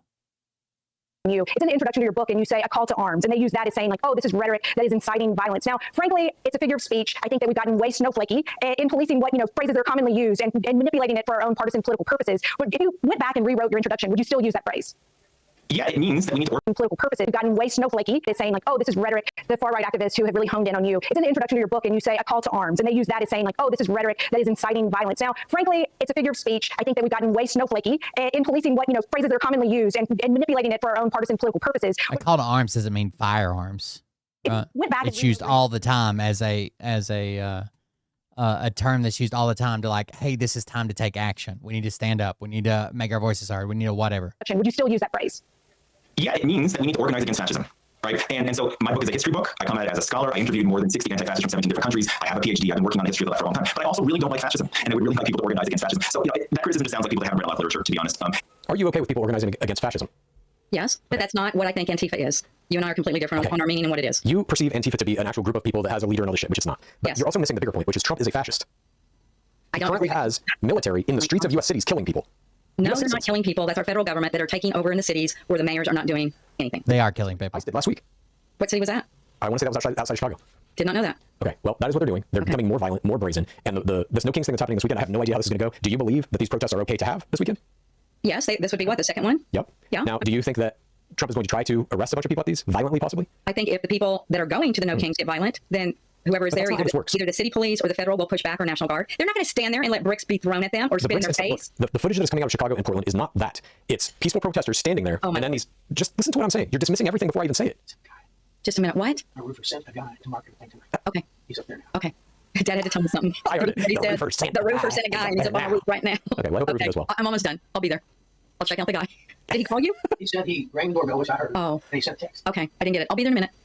Okay. I don't even know what you're talking about. Let's just keep going. Just we have a minute left. Okay. Would have honed in on something else. This is not a good faith engagement. This is an effort to take words, take ideas, twist them entirely out of context. I mean, they compared Antifa to ISIS, for crying out loud. This is not a fair conversation. We need to recognize the rhetorical games being played here and the end purpose of really making protest seem like terrorism, which is, of course, ridiculous. Our country is a history rich with protests of all sorts, and that's what we should be celebrating, not demonizing. Well, you're in a good country, Spain, to do some research on the Spanish Civil War and another anti-fascist movement. So, Professor, I feel like, I'm just going to say it, if no one else is going to say it in chat, I feel like Dr. J didn't do a very good job of the synopsis of her synopsis of this video. I don't think she just, I'm glad we watched it, even though she tried to ruin it for everybody. Okay? All right, we don't need to see the rest of this. Yeah. So, you believe one thing, I believe another. I believe No, they're it's not about terrorists. I believe that they cause harm to people. I'm What's Antifa. happening I'm is, Antifa. I'm Antifa. No, you're not. And Yes, I neither am. is Haley. Yes, she no, is. you aren't. We are both anti-fascism. How many bricks have you thrown at ICE agents? How many 0. trash cans have you lit on fire? 0. How many people have you hit in the head and done harm to? 0. None. You're not Antifa. I am. And No, so you're is not. everybody who's against the idea of fascism ruling a country. Okay. And the stuff you're talking about, all the videos that are coming out of Chicago and Portland are peaceful protesters standing there, and then ICE agents throwing them to the ground violently in some cases. I saw one woman get smashed on the ground. I believe she broke a rib, had to go to the hospital. All this. It's the ICE agents that are being violent. And I feel like when the group gets big enough and the ICE agents are outnumbered, we might see some real violent backlash from the crowd this weekend. I don't know if that's going to be the case or I not. feel like it's the other way. I've seen it both ways. I've seen where the protesters start spitting on ICE agents. But how much of this are we supposed to take? Let me ask you this. Right? She didn't ruin it. I'll agree. She tried to ruin it. But her her rundown of how the video was going to go was so off base. It didn't actually ruin the video. You're right. Now ICE is operating unchecked. Just this one time, not in all times. And I'll speak with Austin about that compliment. They are committing assault on U.S. citizens, murdering them, kidnapping them. How much of that are we supposed to allow before there is some kind of reaction where we're throwing a brick? Well, right now it's going both ways. It's going both ways, Chad, not just one-sided. It's coming from one person. It's coming from one organization. Trump is militarizing ICE right. and sending them in to do these violent acts specifically to try and provoke a violent reaction from protesters so he can declare martial law, move into every city, and take away all constitutional rights. That's what you believe. I believe That's it's coming from literally the what left he's side. doing. I believe it's being paid by higher-up left-sided people. That's what I believe. Left-sided. You are dark-sided. You didn't let me say this. Congratulations to President Trump. Peace in Gaza so far. We'll see how it's going because there's already, there's some things they didn't hand back all the dead bodies. You know, there's 20 points that have to It's already not peace.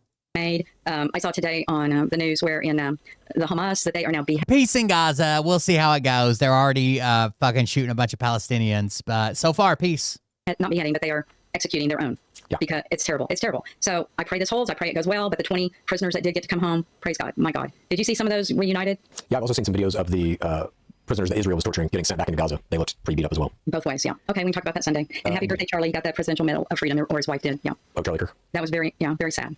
Yeah, I've been going down some weird rabbit holes with the Charlie Kirk assassination. I know. I don't think he was shot. What do you think happened? Do you think the microphone exploded? Yeah, I think it was an inside job.